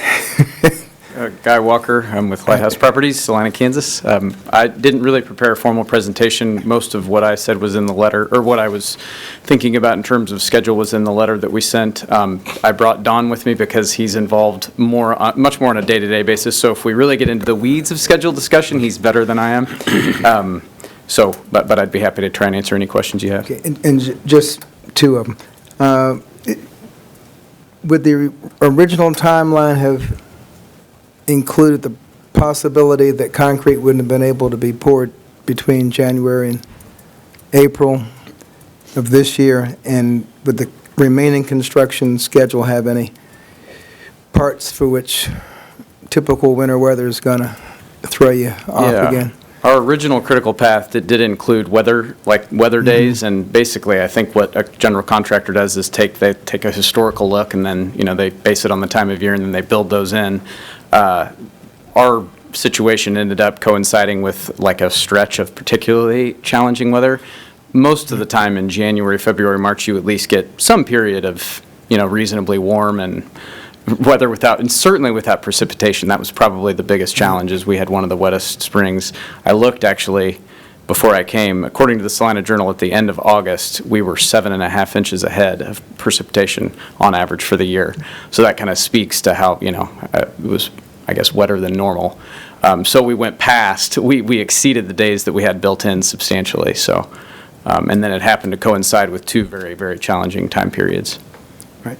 And is April 1st an outside estimate that you might beat and be done sooner, or is it a fairly snug or tight estimate? I would say that it's still pretty tight. Our construction, the critical path that Commissioner Hodges mentioned, shows that we will finish construction at the end of February or March 1st, and then we need about 30 days to, prep and train and make sure that all the, FF&E and everything is, kind of set up the way that we want it. Right now, the goal is to have Starbucks open March 22nd, the hotel April 1st, and then Yaya's April 15th. So. Should be a good day to go celebrate for Yeah. at least the accountants. I'll be right there with you, trust me. All right, that was my only question. Any other questions for Mr. Walker? I appreciate your consideration today of the issue. Thank you. Any questions, comments from the public? Okay, bring it back to the commission for action.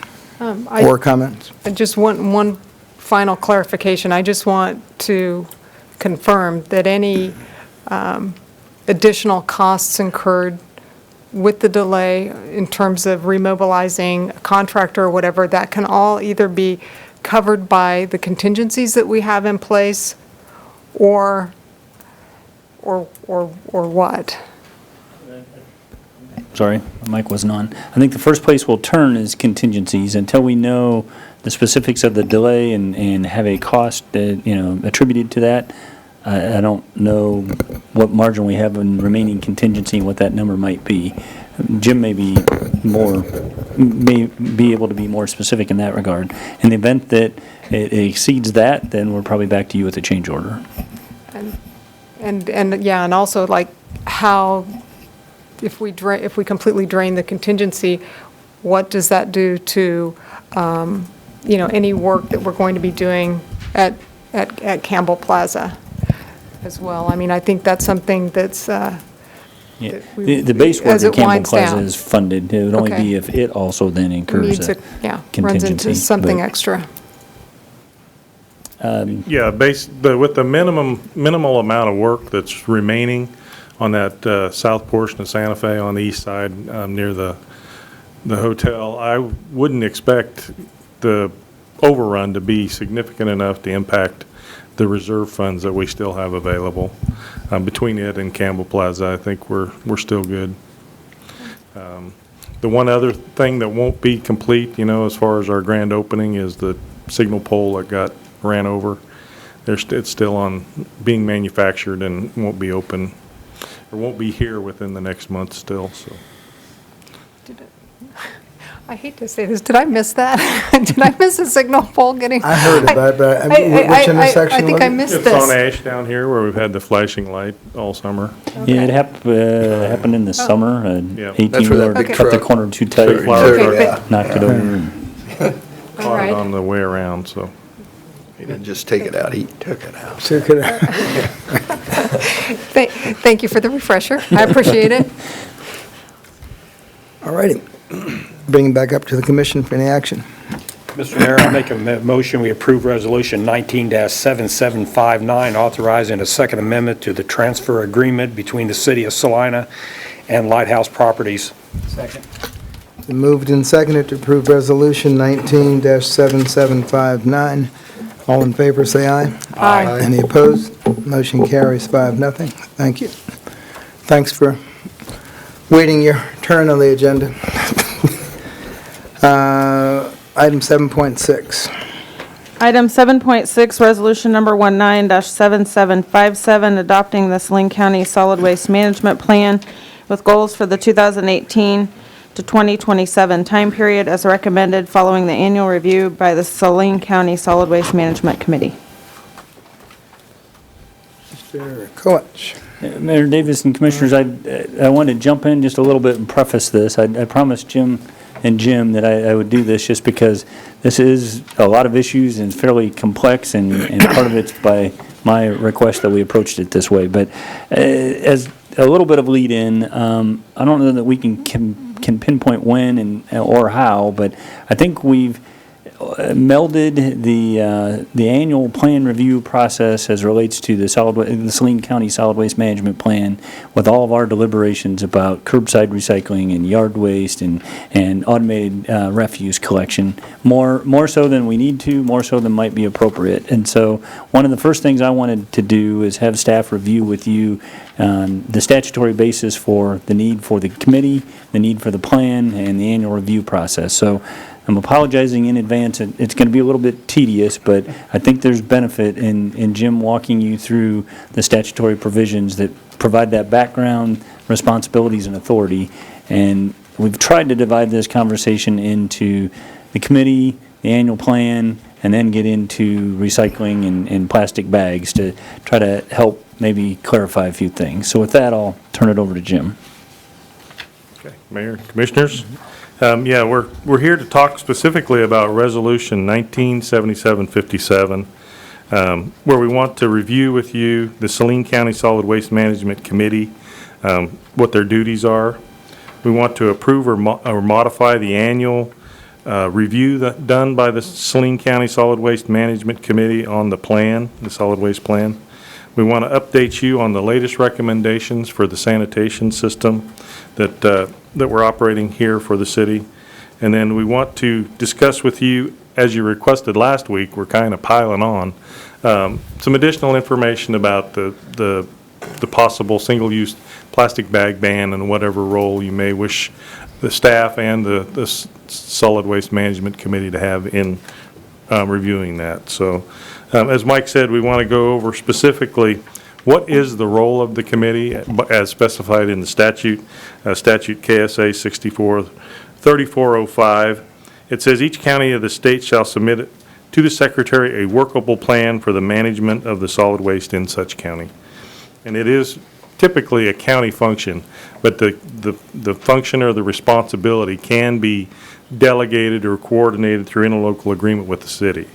And that actually was done with the city of Salina, since we own and operate the sanitation system and the landfill back in 1994. There shall be establishment in each county, a group or counties cooperating a regional plan, a solid waste management committee. So it's the Saline County Solid Waste Management Committee to do the Saline County Solid Waste Management Plan, but we administer it for the county since we have so much more involvement in the day-to-day operations as the largest waste generator in the county. We aren't the sole generator, but we own and operate the landfill, and we are the largest generator. And then the Solid Waste Management Committee shall, and then there's a whole list of functions here as far as just very specific on, by statute, what they're responsible for. Be responsible for the preparation of a solid waste management plan. Number 2, review the plan at least annually. Review it and submit it to KDHE. And then provide to, it says county commissioners, but you folks are in that role since we've assumed the functions, a report containing the results of the annual plan, including recommendations for revisions of the plan. So that's as far as how we handle waste in Saline County, the entire county, including the city, is the role of the committee, and then you folks are attesting to whatever that plan is and changes. The plan itself does require an annual review, but there is a more detailed review that's required every 5 years, and we finished the last 5-year review 2 years ago in 2017. And the 5-year review is a detailed and a report's generated, and it looks at a 10-year planning horizon. So every 5 years, you take another 10-year picture of how solid waste is being handled in your community, and then taking into account all the other comprehensive plans and zones and growth, what you expect to need in the next 10 years. Then we update that annually, but then every 5 years we'll write a new report again. The responsibilities of the Solid Waste Management Committee in the county, which for a regional plan to determine the county commissioners of such county. So we're not in a regional plan, it's just for Saline County. So, and then there's pretty specific as far as what the plan has to have in it. And the plan has to delineate areas within the jurisdiction of the political subdivision or subdivisions where waste management systems are in existence, and areas where the solid waste management systems are planned to be available within the next 10 years. So there again, you're looking at that 10-year cycle. Conform the rules and regulations, standards, and procedures adopted by the Secretary for implementation of the Act. So you're following all the rules as far as how you file your reports and stuff annually. Provide for solid waste management systems in a manner consistent with the needs and plans of the whole area, and the manner which will not contribute to pollution of the waters of the air of the state, nor contribute to public nuisance, and shall otherwise provide for the safe and sanitary disposal of solid waste. So you pretty much got to follow all the rules and not pollute anything else. And here it is: to conform with the existing comprehensive plans, population trends, and engineering economics for the next 10 years. So you got to use your crystal ball and try to project what your needs are going to be.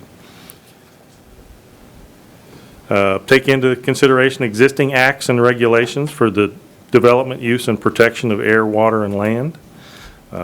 Establish a time schedule and revenue schedule for the development, construction, and operations of planned solid waste management systems, together with the estimated costs. Describe the elements of the plan which will require public education and include a plan for delivering any such education. Include such other reasonable information as the Secretary requires, so that's kind of a catch-all. And then establish a schedule for reduction of waste volumes, taking in consideration the following items: source reduction, reuse, recycling, composting, and land disposal. And then the final item, as far as the role of the committee members, is to take into consideration the development of specific management programs for special waste categories, and that's like household hazardous waste, white goods, and those kinds of things, which we also manage for the city and the county. The Saline County Solid Waste Management Committee is developed and maintained by the City of Salina Public Works General Services staff. They maintain the committee because we are acting as an agent for the county. The membership calls for 13 members, and the membership is broken out into city, county, third-party city, and youth membership. And we have included how the committee is broken down, as well as the current roster as an attachment, so that you can see which positions are filled and which ones are vacant, and the distribution of that membership. We are taking a look at, which I've mentioned before, the annual review for this year. We did the 5-year review a couple years ago, and it's considering a 10-year planning horizon. And we want to make sure that when we talk about the plan, we've been very specific, because we've been talking about a sanitation plan and an automation plan, and the plan that we're talking about, and we've tried to change language. When we talk about the plan, we're talking about the countywide plan. When we talk about the sanitation system, whether it's automated trucks or recycling, we're going to try to quit calling it a plan, because the two are not the same. And that there may have been at least some confusion trying to describe that back and forth. Yeah, and I'm going to jump in a little bit, and I apologize if I'm being redundant, but the confusion that Jim described, it's no more appropriate for that plan to spell out the City of Salina's ordinances and regulation of solid waste than it is Asteria, Brookville, Smolin, New Cambria, nor is it any more appropriate for that plan to go into detail of our recycling and automated trash hauling and yard waste than it is sign iron and metal, or it's much broader than that. That's not to say that you as a governing body shouldn't be having those kind of conversations, and it's not to say that you couldn't ask them for that feedback.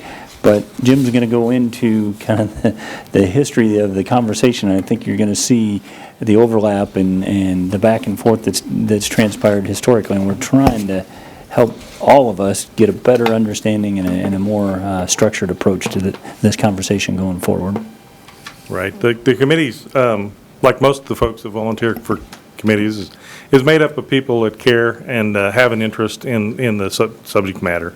And they are generally more educated about that particular matter, just because we're conversing and they learn quite a bit, and they come to the meetings prepared and with additional knowledge and stuff. So that committee does have more background and can be useful, but we want to make sure that their duties and responsibilities and their authority is a little bit different than how in the context that we've actually been trying to use them. So there's been a lot done in regards to recycling in the city. A lot of activity moving towards automation, primarily the reason for that being employee safety as well as manpower needs. We started back with a pilot program 13 or 14 years ago. It really culminated with a lot of different activities, and in March of 17 is when the actual business plan, business plan for the sanitation system for the city of Salina was written and approved. Burns and McDonnell did that plan for us, and we prepared a study session for implementation of that plan, and the city commission that we had in place then, which is most of you folks, we were directed to survey the public and just see how they felt about yard waste and curbside recycling and their threshold for costs and all those kinds of things. So we worked with Fort Hays State University. They did a postal as well as an online survey. It took a while to develop the questions and then to get the results and compile it and bring it all back to you.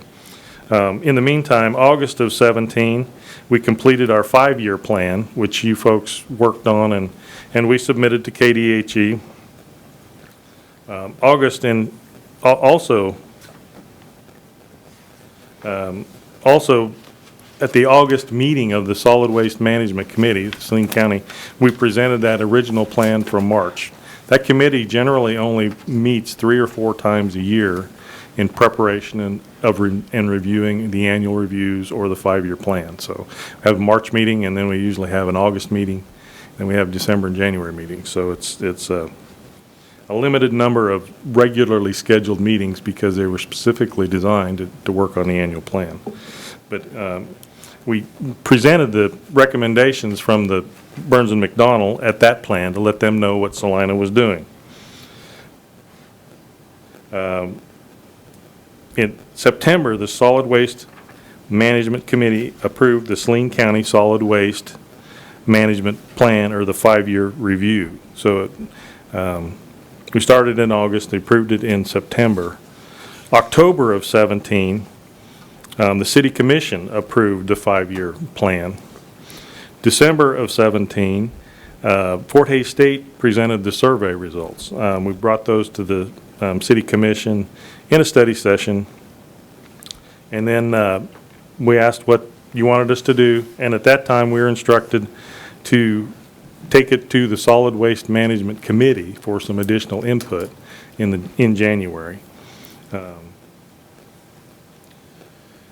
Also, December of 17, doesn't seem like that long ago, but the local recycling company that the city residents relied on announced that they were going to quit receiving residential recycling in December of 17. That became a pretty hot item for the remainder of December and January. City Commission asked staff to come up with some sort of system to replace that or allow people to recycle in the city. So we were busy working on that.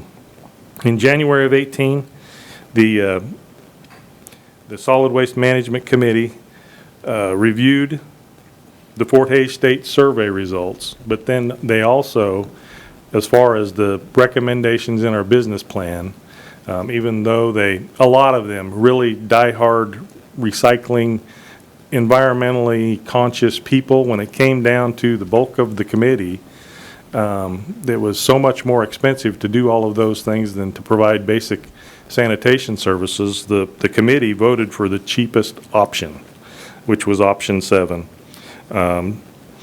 because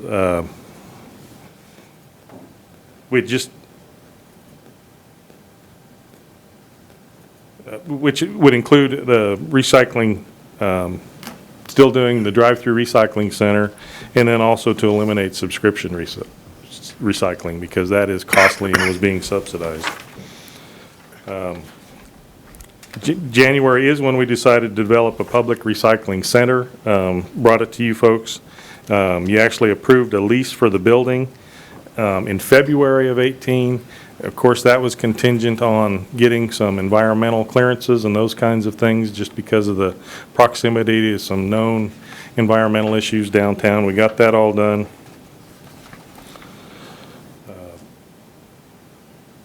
February of 18, in March of 18, this is a year after the business plan, we finally got around to, well, what is the City Commission going to recommend as far as what we're going to do? The Solid Waste Management Committee had recommended kind of the bare minimum. The City Commission kind of, for the prices that we were projecting at that time, voted to approve everything. Curbside recycling, yard waste collection, fully automated trucks. At that time, we were going to, according to the business plan, eliminate the ability for us and private vendors to use the alleys, and eliminate the subscription program once we stood up the curbside program.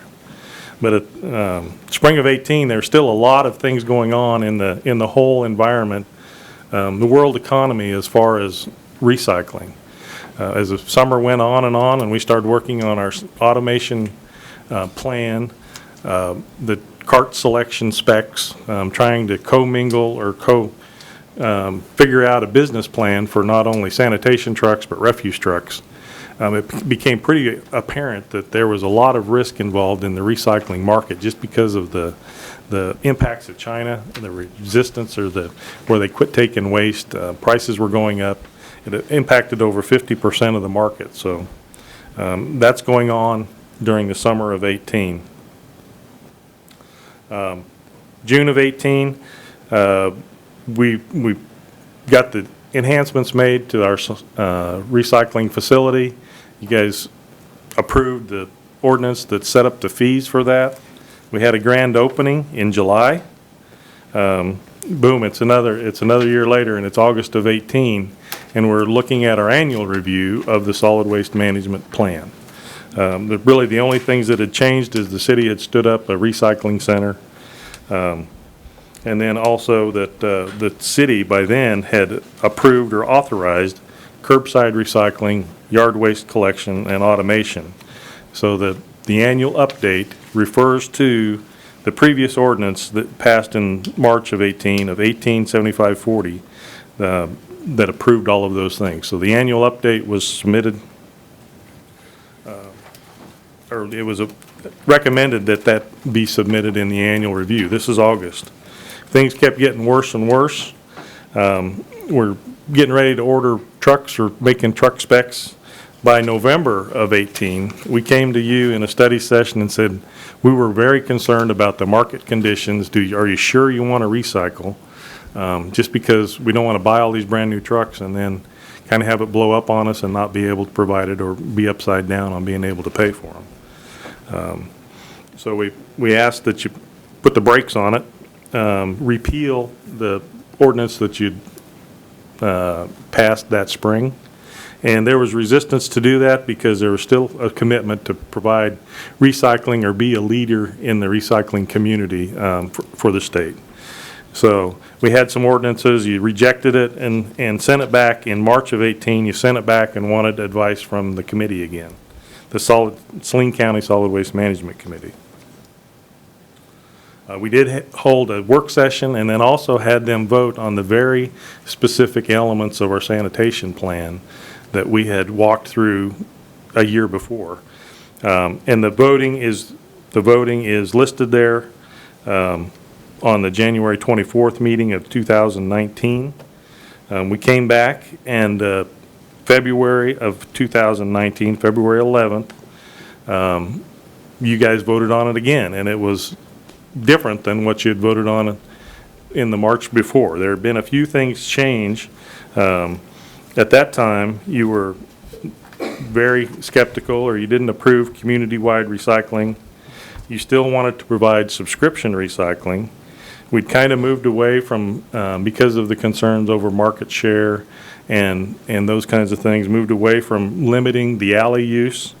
Talked about us still providing one alley route and 4 automated routes as being the best business decision.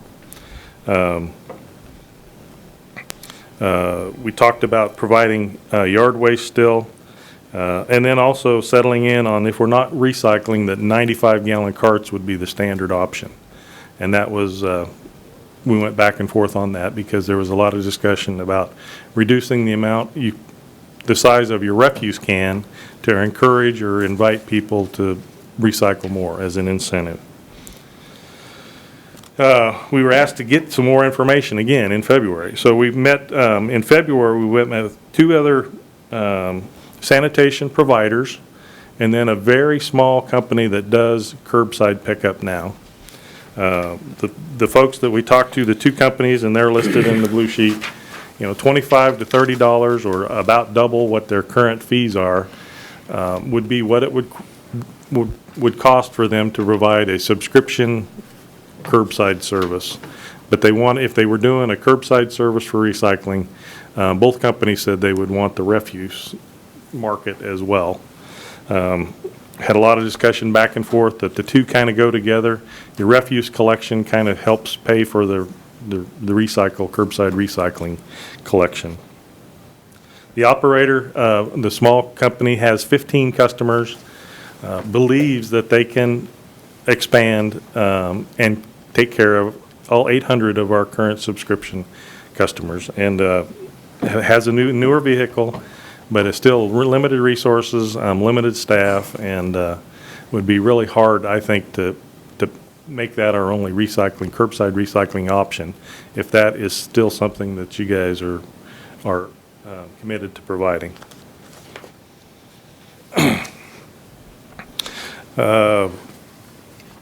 So now we're up to April of last year, the first time we talked about the single-use plastic bag ban. We provided a lot of information. Of course, Lauren, who's a lot better with people than I am, talked us through and walked us through, a public involvement, engagement, what the kind of resources to work with the community as well as all the businesses on what that ban would mean and how to set it up.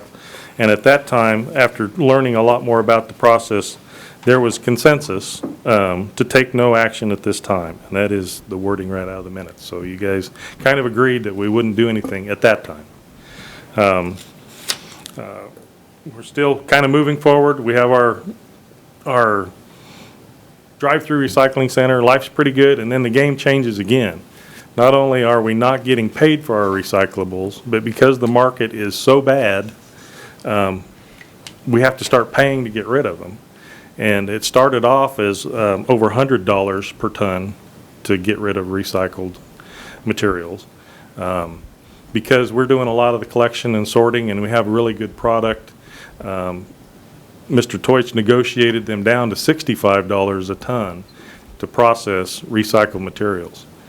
That's in comparison to $36 a ton just to put it in the landfill. So it costs us more to recycle than it does to landfill. Now, there are some other green benefits from recycling and providing that material, but it is just very expensive. It's still very volatile.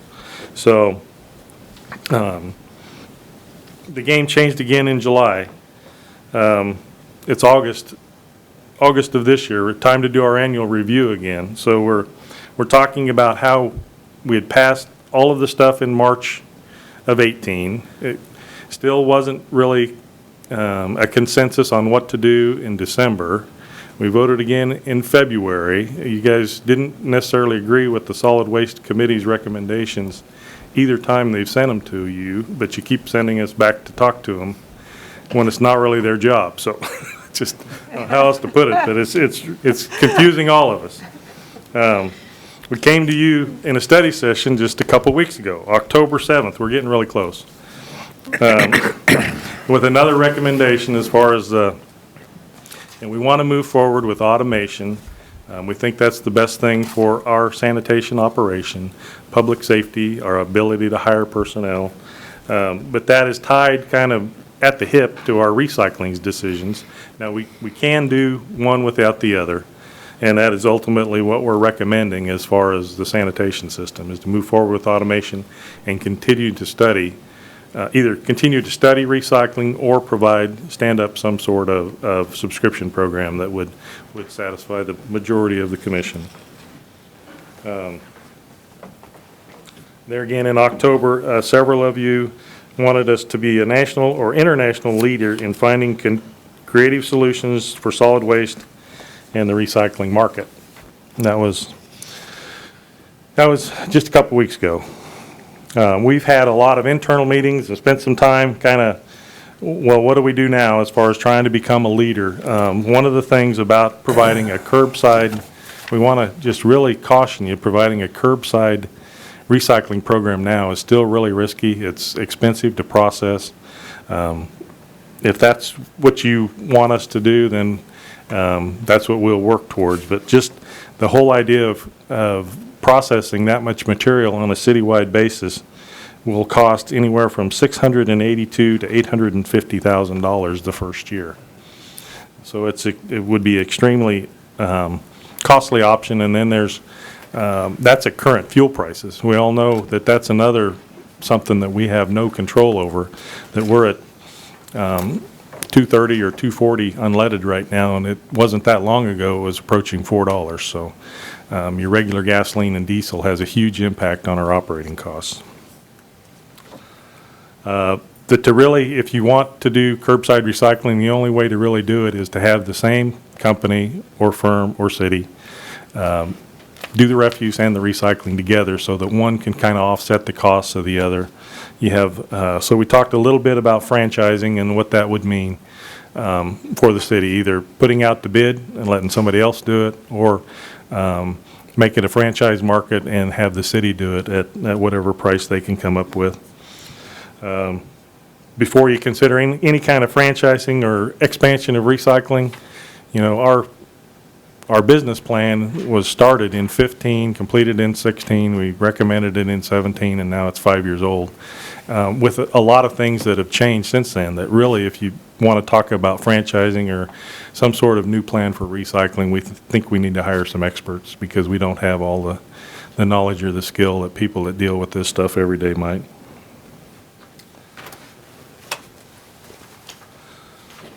We do think we could be competitive if you want to franchise it and allow the city to perform both services, if you wanted to, but that's still extremely volatile in today's market. We talked about a lot of other ways as far as just other recycling options that we could consider. Franchising is one. Privatizing is one. We talked about material separation, recycling material separated, and, you know, bulking it up and selling it, those kind of things. There's a lot of capital costs, but there is at least some income. Subsidizing programs. There was talk early on about, you know, we could haul in trash and open our own MRF if you really wanted to. You could import it if you wanted to be a leader in the country. We talked about a waste-to-energy plant, but that would be, you know, a lot of more material than what Salina has available. That's like a New York City solution. And then just the idea of continuing on with some sort of enhanced subscription program. You know, we have the little 18-gallon bins now that aren't very functional. It wouldn't take a lot to bump that up to a 95-gallon cart and give people bi-weekly collection, so that is an option. It is subsidized now, but really the impacts and risks for the rest of the community are pretty minor when you put that in comparison. So you've had enough talk from me, but we really have 4 decision points. Automation of our refuse collection, whether or not what you want to do with curbside recycling, whether we want to combine the implementation of those or separate those. We went over our recommendations at the October meeting, and the thought was, well, if we purchase 95-gallon carts for automation now, but things get better and we approve recycling 2 years from now, if you went to a pay-as-you-throw system, you could use the 95-gallon carts that are refuse now for recycling and purchase smaller carts to incentivize or encourage people to recycle. It wouldn't be a total loss.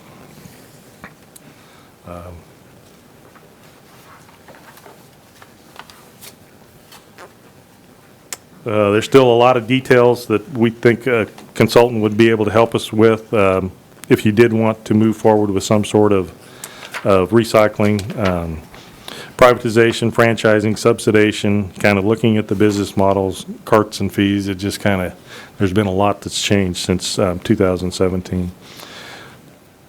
Now, to kind of complicate it a little further, you asked us to look at or investigate or bring up at this meeting, because it was right at the end of last week's meeting, the single-use plastic bag ban.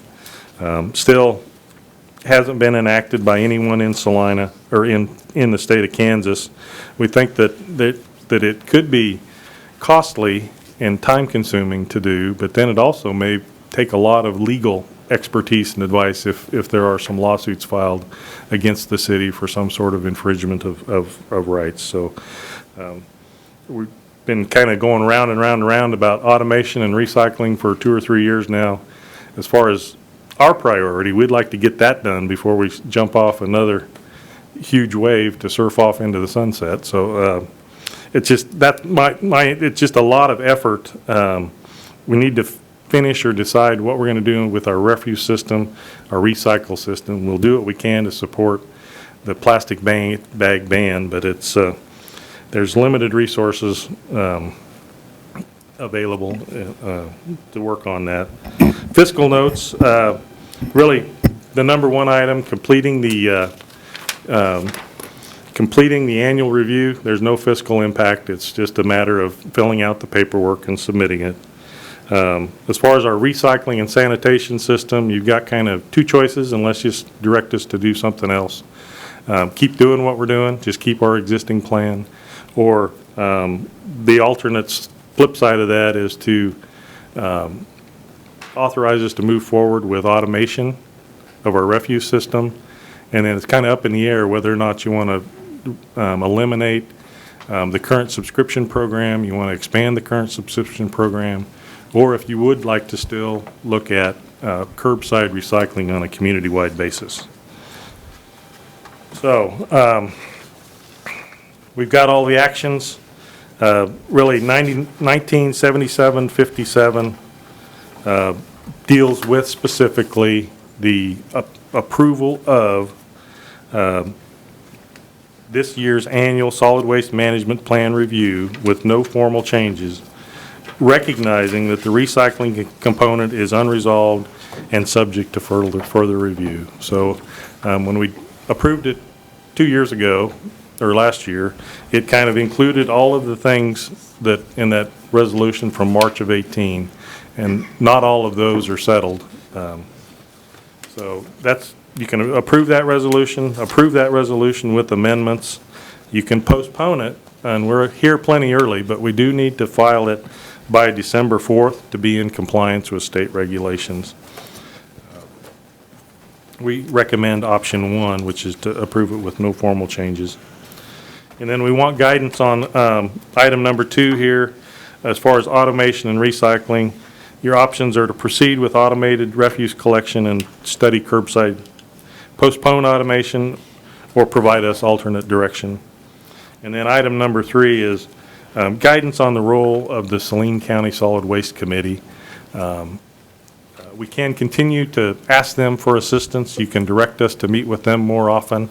It's just, we wanted to make sure you knew the difference in the specific goal that they were intended for, and then also how you want to use them in the future. So those are kind of the challenges left for us tonight.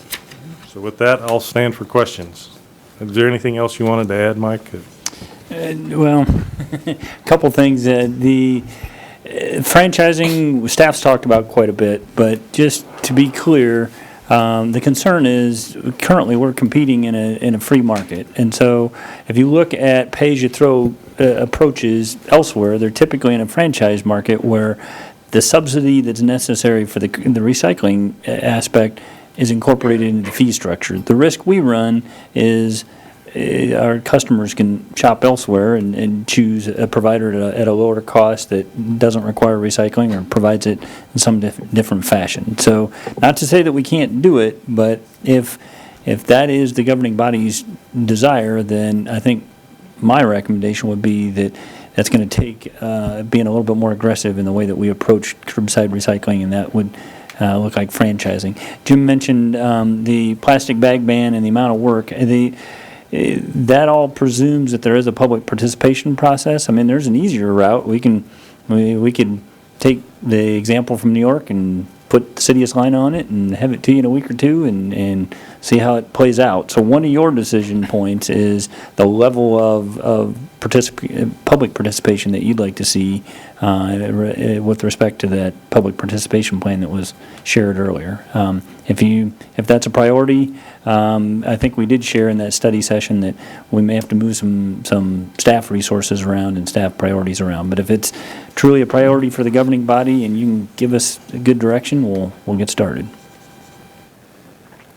So I don't know if it helps to try to take them in the 4 topics that we broke them down in, but the annual review item hopefully is the most straightforward. And if you have questions about that, we'll try to answer them, but it doesn't necessarily have to have all these questions answered to proceed. Just for the open folks on TV, the current annual review plan says what for recycling? Well, I'll start, and includes our Jim and Jim current- can touch on that. Yeah. Currently, the resolutions that the city commission passed previously are attached as appendices. So that is not part of the plan, the countywide plan per se, as much as it is an FYI of here's what the communities in the county are currently doing as it relates to this topic. So the way that we've worded this resolution is to acknowledge that that resolution's still in effect, it's still under consideration by the city of Salina, and it's yet to be implemented, to try to clarify a little bit. But as it relates to our approach to sanitation and recycling, they are appendices as an FYI to the plan. And if And any, I'd welcome either Jim's feedback if I've characterized that incorrectly. and if any major changes to our plan were to occur during the year, do you report that when it occurs, or just in the following November or December, whatever it goes in? So we have the option. We have the mandatory requirements to the state to provide a report annually, and then every 5 years, we do that as a comprehensive review of chapters 1 through 10 in its entirety. If the commission were to make a significant change in the system in regard to the largest collection service in the county, I would want to contact the manager of those plans at the KDHE and provide him whatever data I could, more as a courtesy, much like the appendices that Mike referenced. It's what they want from you is to say that Saline County has a plan for managing its waste in terms of storage, collection, diversion, and disposal. In those four broad categories, do you have a plan in place to manage solid waste within the county? And I think we've addressed it, but the conversations regarding the individual aspects of sanitation operations is ancillary, I think, at best. It's important, it's good information. The state has told me on numerous occasions that they like our plan, they think it's well-written, they appreciate the time and effort that's went into it. But there's a lot of detail there that doesn't necessarily just simply focus on those four categories in the broad sense of what is happening with solid waste throughout the county. We do our best to answer those questions. I think I've briefed you before that a lot of private industry considers how they handle their products as proprietary and doesn't always necessarily wish to share that information with us. To the degree that businesses are willing to provide that information, we take that into account and help develop the data as thoroughly as we can to give the state, the greatest, the best picture that we can possibly create for the county.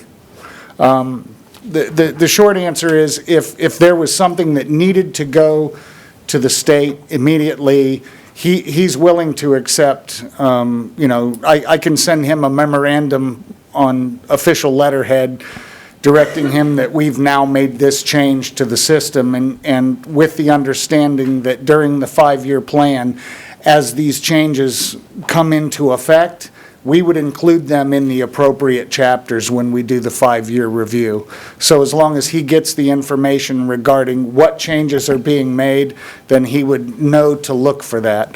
It's important to realize this is a 10-year planning horizon, and that is truly the way the state looks at it. They understand that these are the goals that we are setting as a city and, as the largest representative of the county regarding solid waste. But they also understand that we're trying to take a look at a ever-changing market over a 10-year period. So it is not uncommon that you have additional material provided to them throughout the year. So on the flip side, we're certainly not constrained by this plan for the next 12 months. And I hope this is helpful, but we specifically added some whereases to the resolution, saying that whereas the plan includes City of Salina Resolution Number 187540 as an appendix in the plan, and whereas that resolution authorized City of Salina staff to commence with such actions to implement the features of the sanitation plan as presented in study sessions, including automation, recycling, and yard waste services provided the City of Salina, and the development of fees based on these services. Whereas the city has not implemented the provisions nor repealed Resolution 187540, and whereas recent market volatility has necessitated further review and reconsideration of the provisions of 187540 by the city, which is ongoing. So what we've tried to do is acknowledge the fact that that resolution was attached as an appendix historically. Because it hasn't been repealed, it's still in effect, but the conversation continues to be ongoing on your part. Right, so the bare minimum we need to do is to vote yea or nay on simply approving and submitting the report. Correct. At least by December, so we can get it to them by December 4th. Well, we have readiness to do that now? Yes. All right, someone, We need- other than me, want to make a motion? We need public. I'm sorry, I guess we do have one person not on, three people not on the payroll here, okay. Come on up.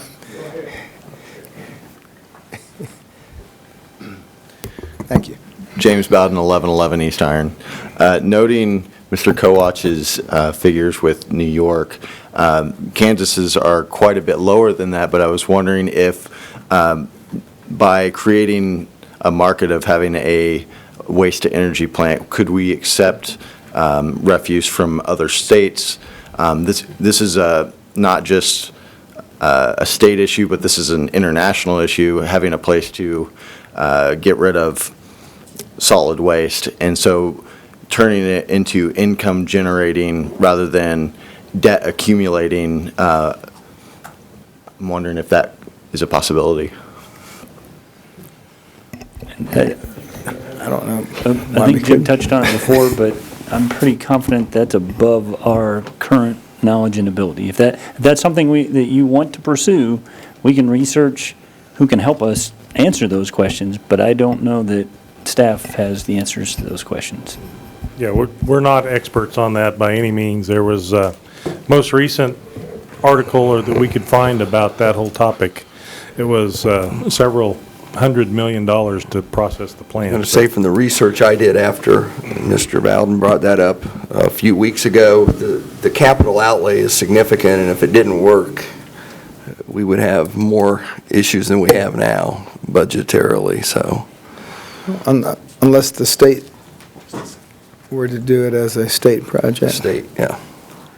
I guess I would just also add that the business plan looked at, because it was one of the things at the time that the Solid Waste Management Committee asked them to look at, was just the possibility of standing up a material recovery facility, which is nowhere near the expense that's required for waste to energy, but it is a very expensive solution. And we would have to generate significantly larger amounts of solid waste in order to just establish our own MRF. Far exceeding what the county currently produces. And that would only then grow exponentially if you wish to pursue a waste to energy. Again, I'm not saying that it's not something you can't explore. It's just the scope of the waste that's needed for a project like that is tremendous. So it would require probably a national look to see where the regional waste-to-energy plants exist and subject matter experts that specifically deal with that technology. Well, I know we've drawn out the conversation for years and years, but I think Mr. Bowden makes a good point in that, whether it's a waste-to-energy facility or I know Ms. Ratzlaff has mentioned in the past the need for sorting our recyclables and pursuing a possible revenue stream from that. I think that, whether or not we submit this plan to beat our deadline, I think that at some point it would behoove us just to take a minute and think outside the box, and maybe that's, I mean, we're so focused. I mean, maybe we, go ahead and get like and I think I'm even wandering away from the question, but we implement what we know we're going to adopt now, like the automated sanitation service, but that we know that that's a conversation that has to be ongoing, just in terms of sustainability and doing what's best for the environment. Okay. I think we have Mr. Mantle there. Thank you, Mr. Torch. Mr. Mantle, come on up. Norman Mantle, Salina, Kansas. You're going to have to mandate this. People don't like to be told to do things by the government. This is one time the government's going to have to get ugly. You're going to have to do things that we don't like. It's unacceptable, but you're going to have to accept it. And it's just being discussed for 5, 10, 15 years. No. I approached Janice Lee when she was a senator from Kensington years ago. Oh, no, we can't do this. These retailers, they don't want to charge a deposit. I says, it's got to be done. Well, we're not going to do it because we're elected officials and you ain't going to tell us what to do. That ain't the point. You're going to have to take political heat. And it's going to get ugly. You're going to have to step on some toes. Because you don't like to be told what to do you? I don't. But you're going to have to force it on us. This is one time the government's going to have to force it. So you can put deposits on this, as Mr. Bowden said, other states are doing it, New York, stuff like that. I've seen articles on this. This guy was making $100,000 a year going out and picking up items. I thought, you opened your mouth, now the IRS is going to get you because he was taking cash. So we're going to have to get mad and do it. We're going to have to force it on the people, whether we like it or not. Recycle fees, deposit fees. We're going to have to put fees on the retailers. It's not a simple solution, but it can be done. But last and least, you're going to have to reduce the availability of these products, because if we just recycle them, they're going to come back. And Mr. Bowden said, I've said it in here before, this is a worldwide problem. We haven't got much time left to do this. Because what we're doing to Mother Earth, shame on you. Shame on you. Take responsibility as an elected official and do it. When you do this, you'll be the most hated person in the county. But you're doing what's right. I better quit before I get mad. Well, Mr. Mantle, I'd kind of like to think instead of taking heat, we'll be beacons of light. So we will educate folks. I personally agree with you, but I'm only 20% of the vote, so. Okay. You know, to get a mule's attention, you got to hit him between the ears, Grandpa told me. But he said, don't hit the mule too hard because you kill him, because we still need a mule to do the work. Do the work. Come on, guys. If you can translate that into parliamentary procedure, I'd appreciate it. Okay. Right there. Okay. John Blanchard, 250 South 9th. I'll make this real quick, just to provide a little insight into 7 years now of experience in this, and I sat and listened to Mr. Kowalk's going through the whole thing. You know, we've gone over, I remember the discussion was in 2014, do we do a material recovery facility? that was gone over significantly. Personally, I like the idea. I had a building all figured out in town and a way to store commodities and the whole thing, and it got no traction. The MRF got no traction. You know, one of the things that I was hearing from staff was they need clear direction and a clear decision. And I know, Mr. Mayor, your question, I don't know if it's ever been answered by the full commission of what kind of community do you want to be? I know that you want to do the recycling, and I think there was a lot of, I know when I went off the board, there was a lot of support for the universal recycling. But I would urge you to make a decision, make a clear decision, and let's go with it. I would also say that you need to ask yourself, if you're not willing to do curbside recycling universally, then it doesn't make a whole lot of sense to pursue a plastic bag ban. It kind of seems like you're a guy that goes out hunting and yet you want to be a vegetarian. So, you know, I just think that sometimes you have to be a little, you know, one thing is a higher priority, and if you're not willing to do a higher priority, I don't know how you can expect your community to buy into the lower priority. So I would just urge you to look at what the priorities are and maybe give staff some direction. Let's do something. But thank you. Just to clarify my personal opinion, recycling is step 3. Somewhere, we can do it first, but somewhere down the road, like we got to start not making the stuff to begin with or bringing it into the community. Because if you don't bring it in, you don't have to get rid of it. Easier said than done, though. I mean, being practical about it. Yes, ma'am. John Ratzlaff, Salina. I don't see any committee members in the room. I think that's too bad. And that happens quite a bit. I think that that's something to think about.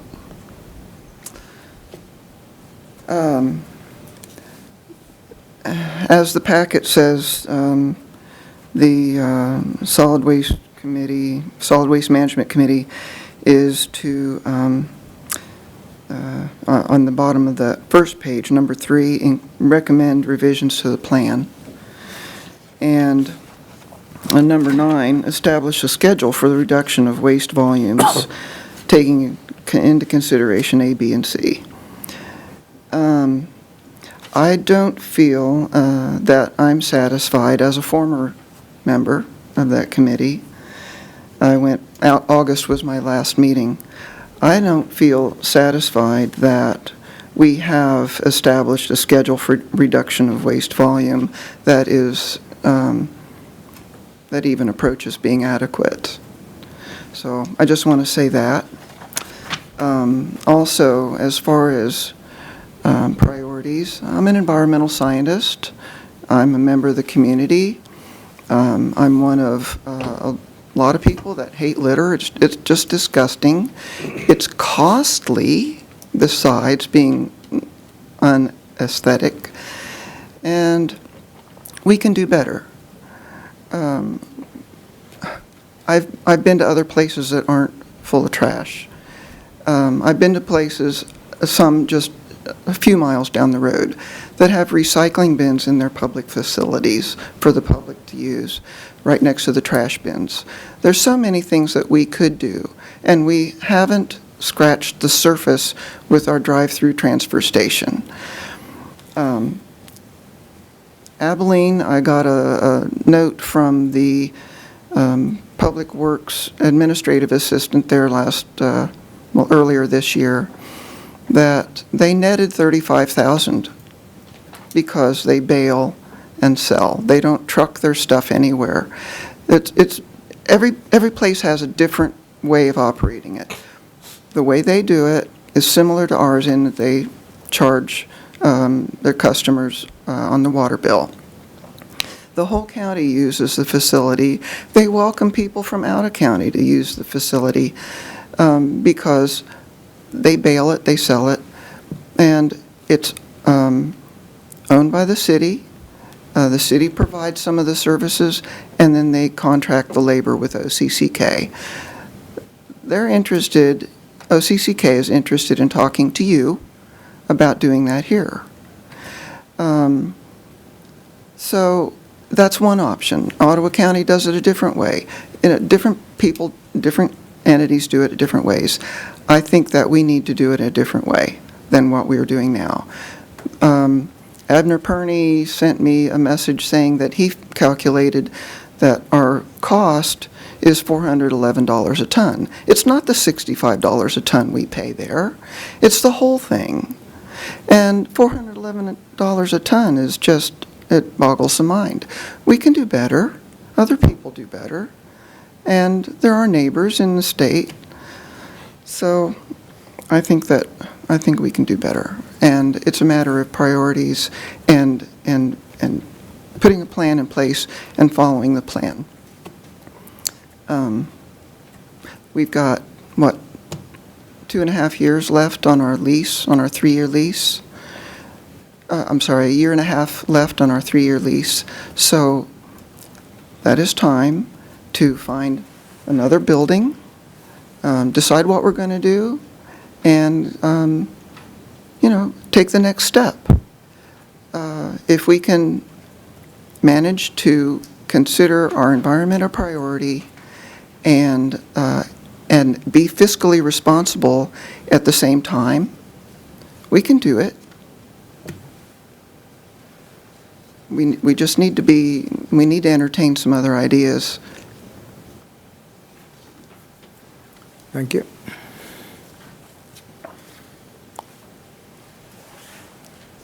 Well, I guess everyone else in the room is staff. I don't know if you're prohibited from speaking, but back up to the commission, and I ask for consideration of the issue of approving this year's annual Saline County Solid Waste Management Plan update to KDHE without changes, or with changes if you wish. Are you ready for a motion? I'm ready for a motion. Mr. Mayor, I move we approve Resolution 197757, approving the submission of the annual Saline County Solid Waste Management Plan update to the KDHE with no formal changes, recognizing that the recycling component is unresolved and subject to further review. City Commission will need to provide additional authorization before proceeding with recycling. Second.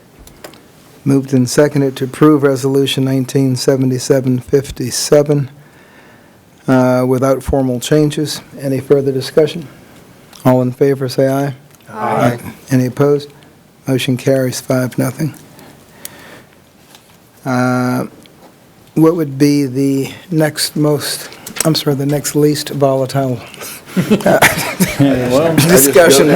decision that you would like to go? Item 2, I guess, direction regarding automation and curbside recycling. Well, Mr. Mayor, I believe that we should take the steps we can, test steps. I've heard a lot of good ideas tonight. I think that our voluntary recycling center, we should keep that going forward, and that the options and, the whole recycling question needs to further review. So I think that we should accept staff's recommendation to proceed with the automated refuse collection and review further curbside recycling. It's really my feeling that no one has any sense of the scale or the depth of the economics at this point. So it maybe does need a review or a further study, or just some time to examine the market. But I believe we need to move forward on what we can. Is that motion? And if the chair will accept the motion, I'll make the motion to proceed with automated refuse collection and review further curbside recycling. Second. Okay, it's been moved and seconded to proceed with automated refuse collection and review further curbside recycling. I've got a question. If I could clarify one thing. We didn't bring this to you as a resolution, but the motion is helpful, And on the assumption that it passes, then staff will be coming back with finalized bids and proceeding with that purchase decision as it relates to automated equipment. So this would give us sufficient direction to complete our efforts. Would this be limited to a curbside recycling discussion only, or some of the other options that we've heard about this evening? Well, the main focus is, in my estimation, is to get enough authority to proceed with completing the bids for the automated Motion is for the refuse collection. automation. And we have a current program, that's to be discussed, I believe, and we have our voluntary facility, that's to be we So I don't think this would I'm just, limit you from adding additional 'cause topics. that- of that would be conversation. mine, That was my because clarification. we may just want to look at, how to enhance the drive-through transfer facility we have instead of doing curbside recycling. Also, the one thing we've talked about, and I think it's been brought before, is the education part of it. To educate could help us substantially make the drive-through transfer facility more useful. So I just don't, I'm like Commissioner Hodges, I don't want to say we're just going to talk about curbside recycling. We need to talk about recycling as a whole. And that's certainly within your purview going forward. I think the primary focus of this action tonight is staff knows that it's worth the time and effort to come back to you as it relates to purchasing equipment for automated refuse collection. Yeah, I just didn't, since we've kind of given staff a lot of different directions in the past, I just wanted to be clear on, between all, the five of us, the governing body, what that review of recycling. Do we have a motion in entail. a second? Yes. I mean, to me, it would be better to approve the automated refuge collection and then say and review further recycling options would almost be more inclusive but that would require a withdrawal of the motion and second, but maybe I'm just trying to be. Motion maker. I believe that's the Accept the motion I made, if you said and review further curbside recycling. Yeah, I just said and review further recycling options instead of just Okay, yeah. curbside. I am fine with the change in language for the motion. Second, all right. So the motion is to direct staff to proceed with automated refuse collection and review further recycling options. All in favor, say aye. Aye. Any opposed? Motion carries 5-0. Next on your list, sir. Well, I might be deviating a little bit, but based on the conversation that you just had, I'm beginning to wonder whether staff or a combination of staff and the committee shouldn't inventory options. I mean, not all the way to a dot exercise or strategic planning exercise, but we've listed a laundry list of things that have been suggested to us, and more keep coming. I wonder if there isn't value in trying to inventory that and facilitate a conversation with you about those options. What item 3 is asking you for direction on what it is you'd like the committee's role to be, but I'm beginning to wonder if we have a full understanding of the topics that you want considered. Not just speaking about the Solid Waste Management Committee, but this made me start thinking about, do we have a good definition and outline of all of our committees that we have out there? Because I'm not so sure that, as I was thinking about where we were going to head towards strategic planning in January or whatever, if one of the things we shouldn't review is the different committees and their responsibilities. Are they there to, what is their role? Are they to make recommendations, or do they review policies, et cetera? And I don't know if, when we get to that strategic planning, if we set aside a certain amount of time that we address those and familiarize ourselves as commissioners, because I'm going to be honest, I'm not 100% sure what all of them are supposed to do, what their roles are. Well, and the timing is fortuitous in some respects. We are currently at the staff level conducting that review, an inventory of the committees and their charging language and their bylaws. As you may recall, we adopted ethics policies, some standardized rules of procedure for the city commission.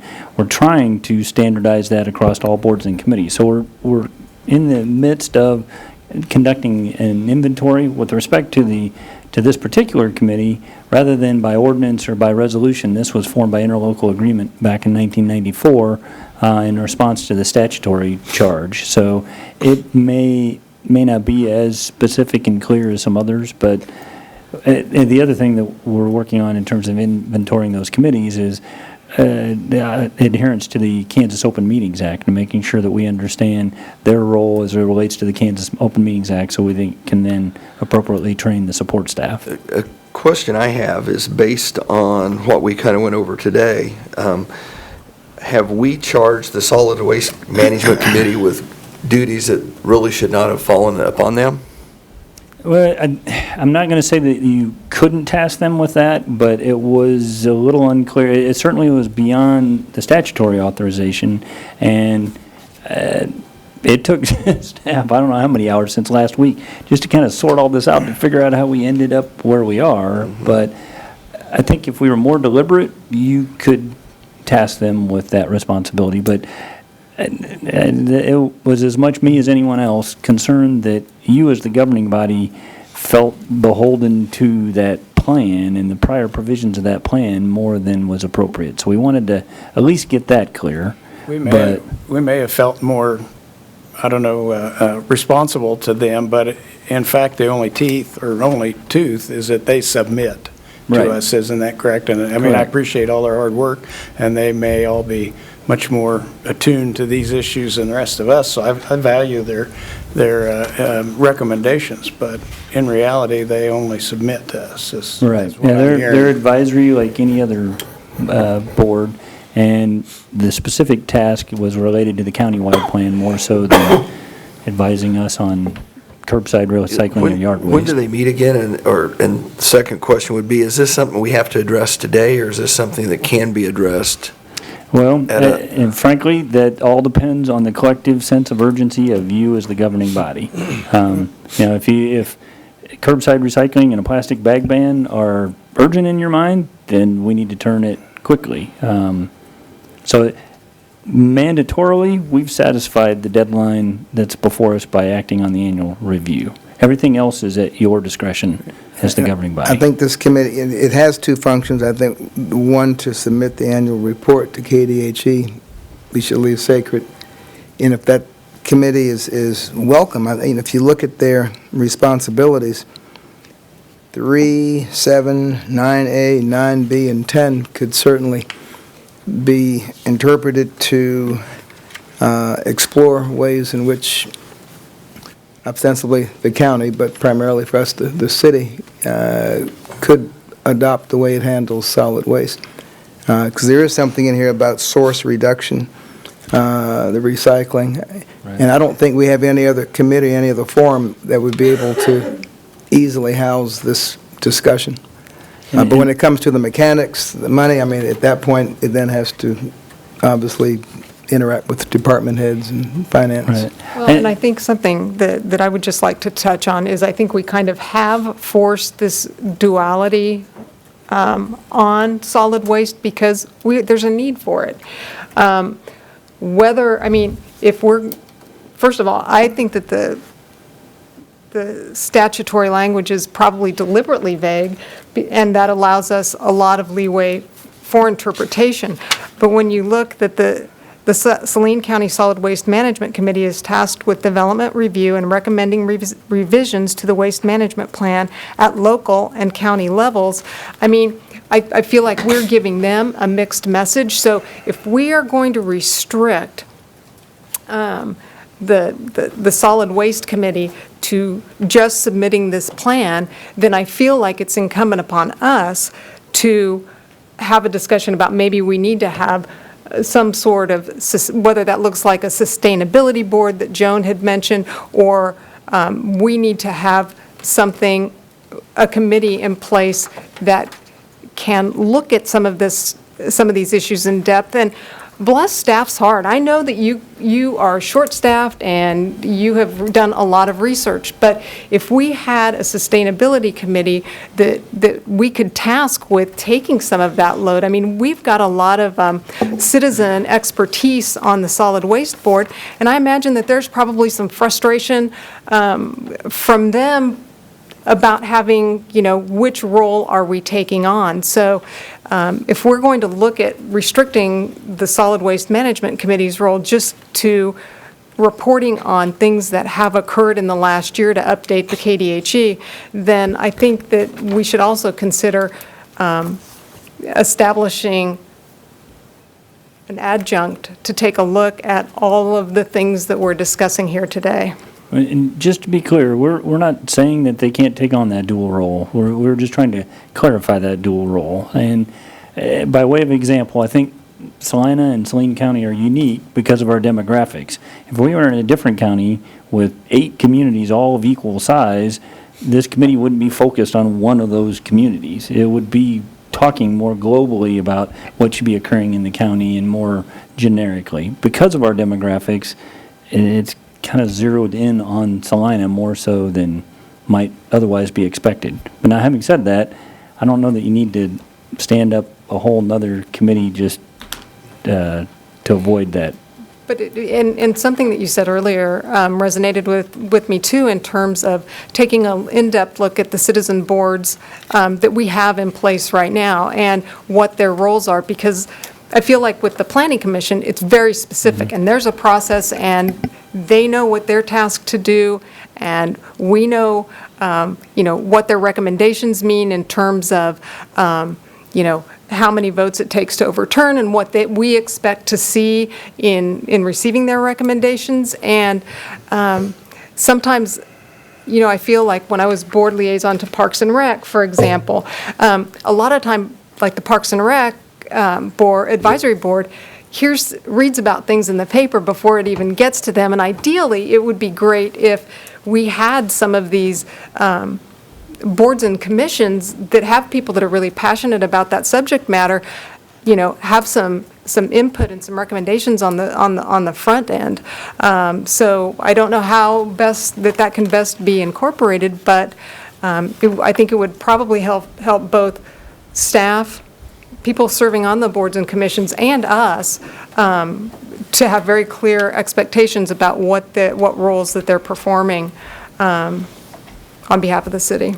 Mike, getting back to what you said a few minutes ago, though, I think we get back to what we were originally talking about. I mean, you said curbside recycling. We've got people on this board on this commission up here that is passionate on how they feel curbside recycling should go.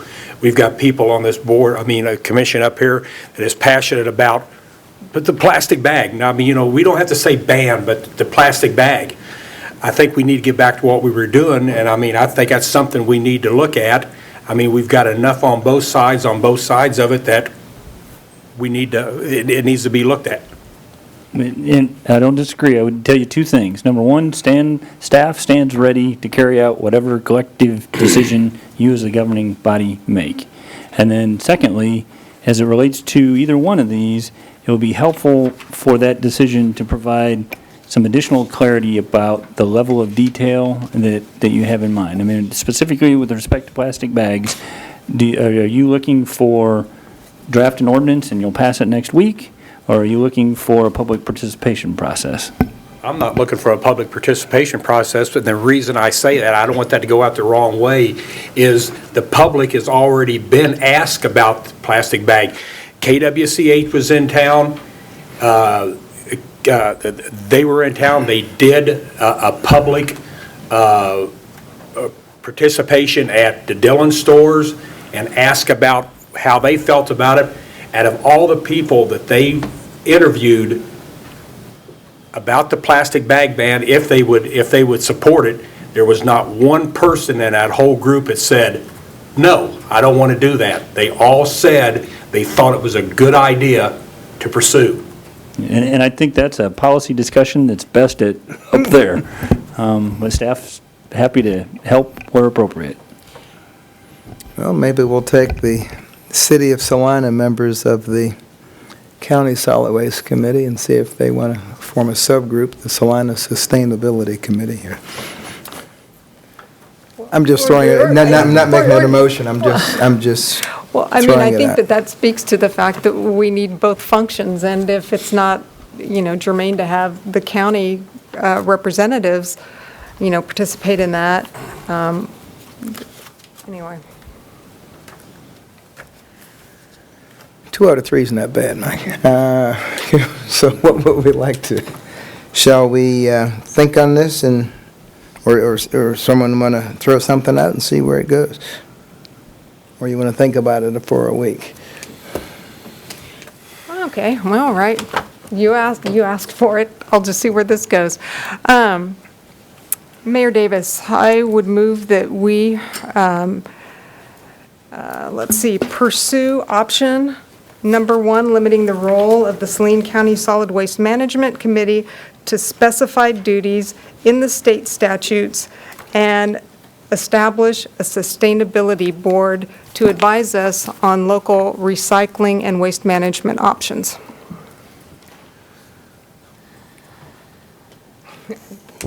What would that take to set that up? I mean, that's not just as, I don't think that's just as easy as. Well, the waste management group meets what, quarterly, 4 times a year? And their basic duties are to sign the report, or 3 times a year? They meet 3 times a year, and then they have one spring work session.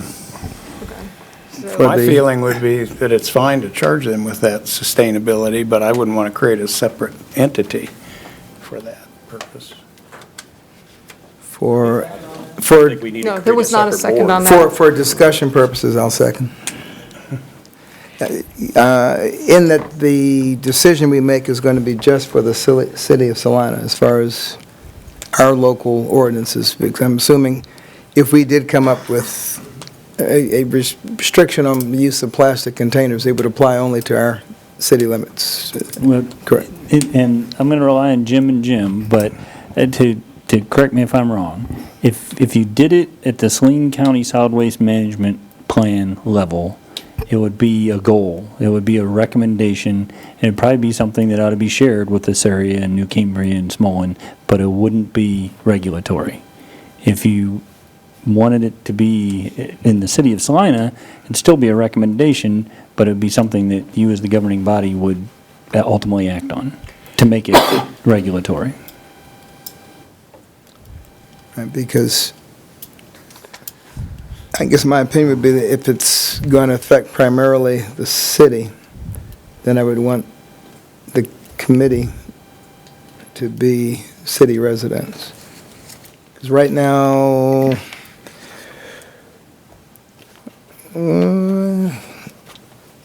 So you're wanting to create another board then?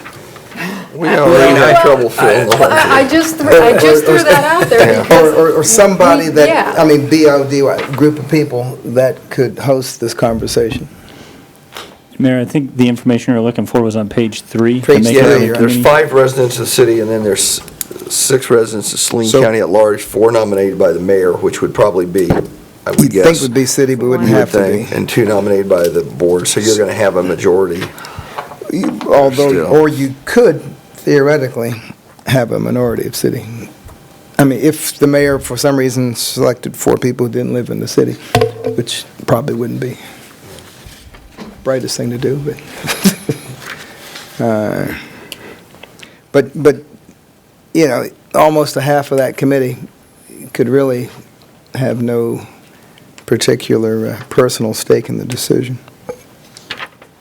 Not that they wouldn't have good ideas, but I feel like it's important to say, I greatly appreciate the committee and all the members. I just want you to keep in mind that the committee are primarily made up of residents. One of the things that have long frustrated me with having done this for, more than a decade is that I don't see a lot of, we have manufacturers, we have businesses, I don't see that same representation. And if you're truly going to talk about sustainability, there's a couple of things that I would just like to put out there for your consideration. One, a lot of the things that you are questioning were already addressed in the feasibility study in 2012. Good example was a MRF. The findings were that the volumes simply do not exist in Saline County to create one, and creating one would be, you would just operate at an economic loss.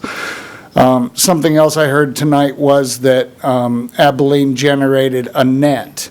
The net that they generated is the collection of fees, not the selling of recyclables. They would not have created a net had they not charged those fees. If I were to charge that same rate to fees, I would have a very large net right now. So I think that's not really a good way. I'm not saying it's wrong. Did they end up with cash at the end of the year? Yes, generated primarily by fees. Did they collect some money for those recyclables? Yes, of course. Very, very important for you to consider that we have broad representation on anyone looking at sustainability beyond. I think it would be wise for the city to consider looking, while having members of the committee on some board like this, to also have business that represent the primary sources of waste. That source reduction that you talk about that is so important, one of the reasons that we asked for a waste characterization study as part of the tasks for the landfill in 2020 or 2021, I forget which contract year it is so that we can say these are the top 10 or 20 categories of waste that we are currently generating, and then for that committee to then focus on those specific sources of waste. If you're going to develop a committee regarding sustainability to serve whether it's the city or the entire county, it would be very helpful to have members on that board or committee or whatever it is that represent all the different aspects that make up the waste in Salina, if that makes sense. The old characterization study, the largest percentage of waste was food production. I don't have a food production expert on the solid waste management committee, but if you want to talk about sustainability, we probably should. Because of the different functions between the management and approval of the plan that governs waste and the steps necessary to, there's no one on the committee that's going to be able to speak to how Tony's Pizza generates waste.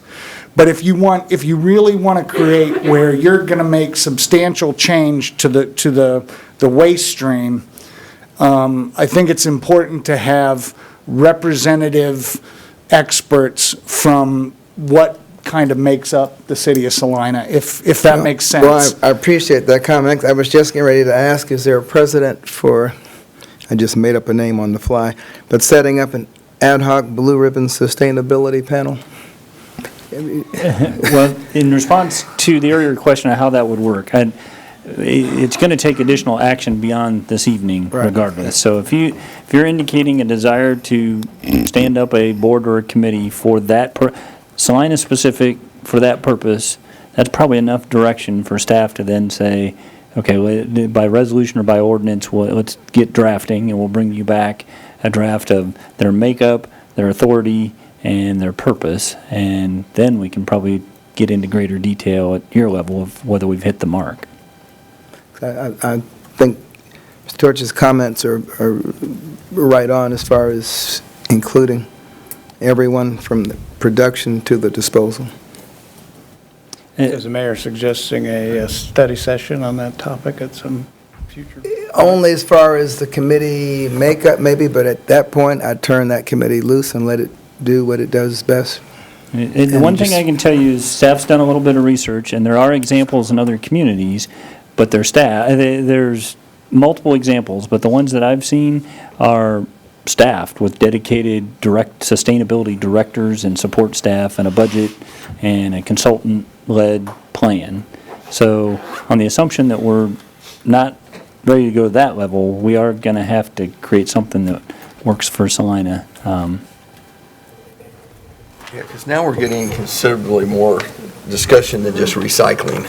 Now we're getting into some really Yeah. things, and it may take staff, new additional staff, but we're heading down a. I would say, considering the progress we haven't made, that's the direction we need to go. Because we're actually getting to the root of the problem. And if it takes an extra year to get to the root of the problem and make steps to actually start fixing those problems, it may take Do we 5, have- 6, 10, And I 7 guess- years to I see the guess results. before I but- can really from an educational standpoint, make a decision is, I don't know of other communities that have that and what they do address and what their goals are. Because right now, I'm at a little bit of a loss as to where we're really trying to head with this. They're And so- looking to us for direction. Well, I can't, right now, I don't have any direction, I'm afraid. My limited working knowledge is Lawrence, Douglas County have a partnership, and Johnson County. But to really be able to answer your question and provide you the staff support it sounds like you'd like, we would need to look into that in greater detail in terms of how they're staffed, what their budget looks like, what their mission is, what they've accomplished so far. Yeah, at this point, I don't know if I'm open to creating new entities, but I'm open to hearing the discussion of what other people are doing. Maybe we should just focus on this action about the solid waste committee. Well, we have a motion on the floor which we'll have to dispose of. What was that? I don't remember. I don't think I do either. I think it was to the effect of limiting the Saline County Solid Waste Management Committee to specify to duties specified in the state statute and creating a new sustainability board to deal with the other items. Okay, all in favor? Aye. I'm sorry. Were you going to accept public comment? Was there a second? Yeah, I had seconded. Well, not for the, sure, come on up. Thank you. Sorry to interrupt. I wanted to suggest that a sustainability board would have broader a range of or a broader scope than just solid waste. So, and also the Solid Waste Committee, in my experience in the 5 years I was on, and talking to previous members, that it probably could not handle a subcommittee on sustainability. So I would suggest that it not be housed in the Solid Waste Management Committee for the idea. Thank you. There, thank you. So, as a clarification, the motion is to create the board as compared to staff report more in study session, correct? Correct.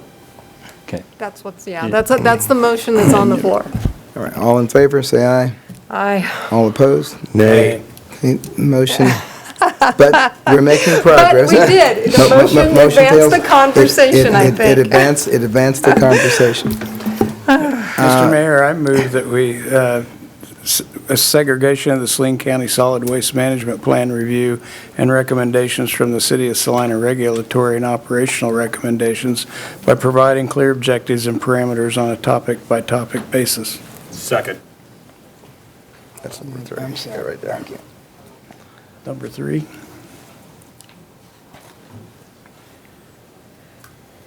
So this does not address further discussion on it, so this is just separate. Okay.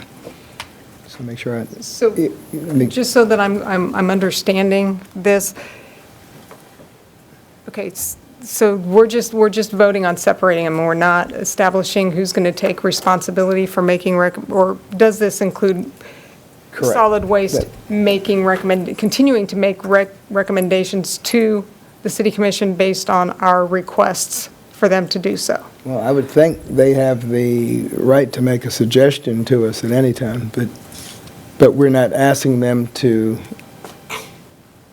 go through the process of setting up what we've been talking about as a Okay. sustainability board. Okay. Not that their comments wouldn't be welcome, but we're not asking them to do that for us. Ready? You still have that look on your face? You good? Okay. No, I'm just, so, okay, yeah, so if, in the event that we request input from them, they are still empowered to give us input and/or Absolutely. offer it, obviously unsolicited, any Right. citizen can do that, but I just want to make sure that we're not eliminating that function. We're embracing the duality of that committee. That would have fallen under number Okay. one, I believe, if Okay, we wouldn't have done yeah. that, so. Very eloquently spoken. Thank you. Is that all right with the public? You better, no comment? Okay. All in favor, say aye. Aye. Any opposed? That motion carries 5-0. And we can later give staff direction on what we wish to do with setting up Some a, guidance and Some some guidance. background on. so we can the think other- about that for a week. Yeah. So I feel the obligation to acknowledge that last week you asked us to bring plastic bags back. We've touched on it, but the way this conversation's gone, you've not reached a decision point as it relates to plastic bags. I'm not saying you have to, I just, Now, as just- far as Acknowledge- decision point, are you referring to advancing the discussion or coming I up with just a don't want to formal leave your document? request from a week ago inadequately addressed. Yeah. And I guess I'm going to need someone to refresh my memory as to exactly where we were decision-wise last week. Just, if you recollect, it was to bring it up again for more discussion as Discussion, part of okay. all of this. Right, It does okay. kind of fit neatly in the whole sustainability realm if you choose to do some more in that area later, so. But it's up to you. Commissioner Hay, I'll give you first opportunity to give an opinion. I don't have to say anymore. I think everybody knows where I stand. I mean, I would like to see us do something. You know, if Salina has to step out and be number one, then we'll step out and be number one in the state of Kansas. I mean, if, I keep hearing everything about, well, wonder if they hit us with a lawsuit. You can always back off, but you can't, you just, like I said, if you're going to do something, you need to step forward and do it. And I think that's what we need to do. And taking action at this point would then start what process in motion? It depends on the direction that you provide staff. Okay. It could be further research, it could be a public participation plan, or it could be bring us an ordinance, among many other possibilities that have yet to even identify. My preference is always going to be to err on the side of public participation. I don't know that I have a particularly, strong feeling about the plastic bag ban itself. It's something that I would love to see us get to, but if we do move forward with it in order to have the most public buy-in, I think that the process that Ms. Driscoll outlined for us earlier that's presented here would be the one to follow if we're agreed to do that. The only reason I don't agree with that is, like I said, the process that she went through, we're looking at Yeah. God knows how far down the line before we can even make a decision on what we want to do. I just think it's too long. We've already kicked this dead horse for I don't know how long. We just keep on kicking now. What we're going to do is turn around, we're going to kick the dead carcass and even more. So, it's either we do or we don't. Right. Well, I wish it was as simple as saying, yes, let's do it. You get into legal aspects, you get into enforcement, you get into what bags actually are included. Because you got to take it that much further, and are you looking at the bags that Subway uses for their sandwiches?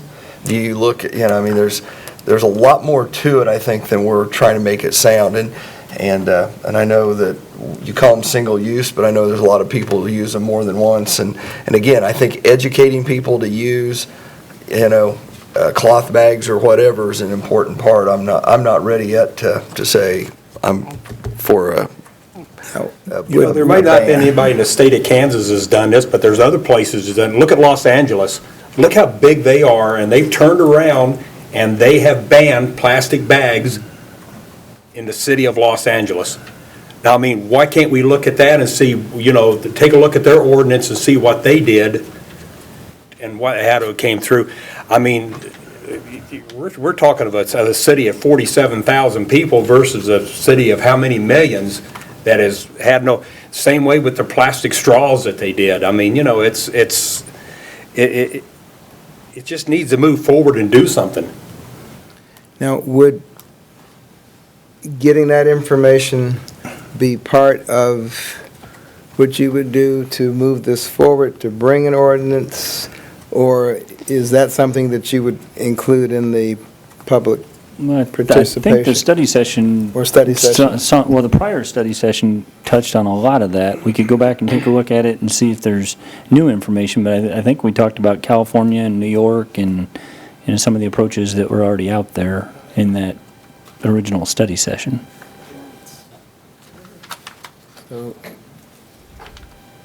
well, my At one point suggestion, in our discussion, I was under the understanding that maybe Lawrence was looking into it. Do we know if they're pursuing that? Well, I saw reports where they had, I think a group of KU students had quantified the cost of a bag to the community, I guess it was. I think they said it was about 16 cents a bag, and they were moving it forward, I thought, through their sustainability approach, but I haven't heard anything in a while. should we all review the information and add it to next week's agenda for discussion? I think we're more than next week. I do too. I think Well, I mean, as far as deciding what we would like staff to do. Do we have consensus as a governing body to look at a plastic bag ban, whether it is, Joe's, preferred method of just, establishing an ordinance and getting on with it, or whether it's the public participation aspect that Lauren had presented earlier? I mean, is there even a consensus among the five of us that we want to pursue a plastic bag ban at any level? I guess I like to consider, a responsible plastic container use policy, because some plastic bags you will have to still keep, and we're focusing on single use. But I would like to run this,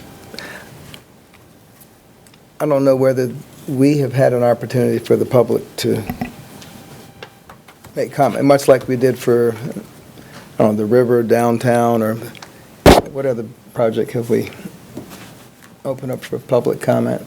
Or, I mean, you can do it at a study session, but just to, because right now, I cannot remember what's in each one of those ordinances, and just to, I'm not sure what direction to give you as far as what I want you to do. I think Commissioner Hodges' question's a good one. Staff is kind of standing by for further feedback. I would be ready by next Monday, but I'm not sure what I would tell you to do. Because if we say bring us an ordinance, you will have to craft one out of some other, I'm assuming similar ordinance, and I don't know how long that would take, but.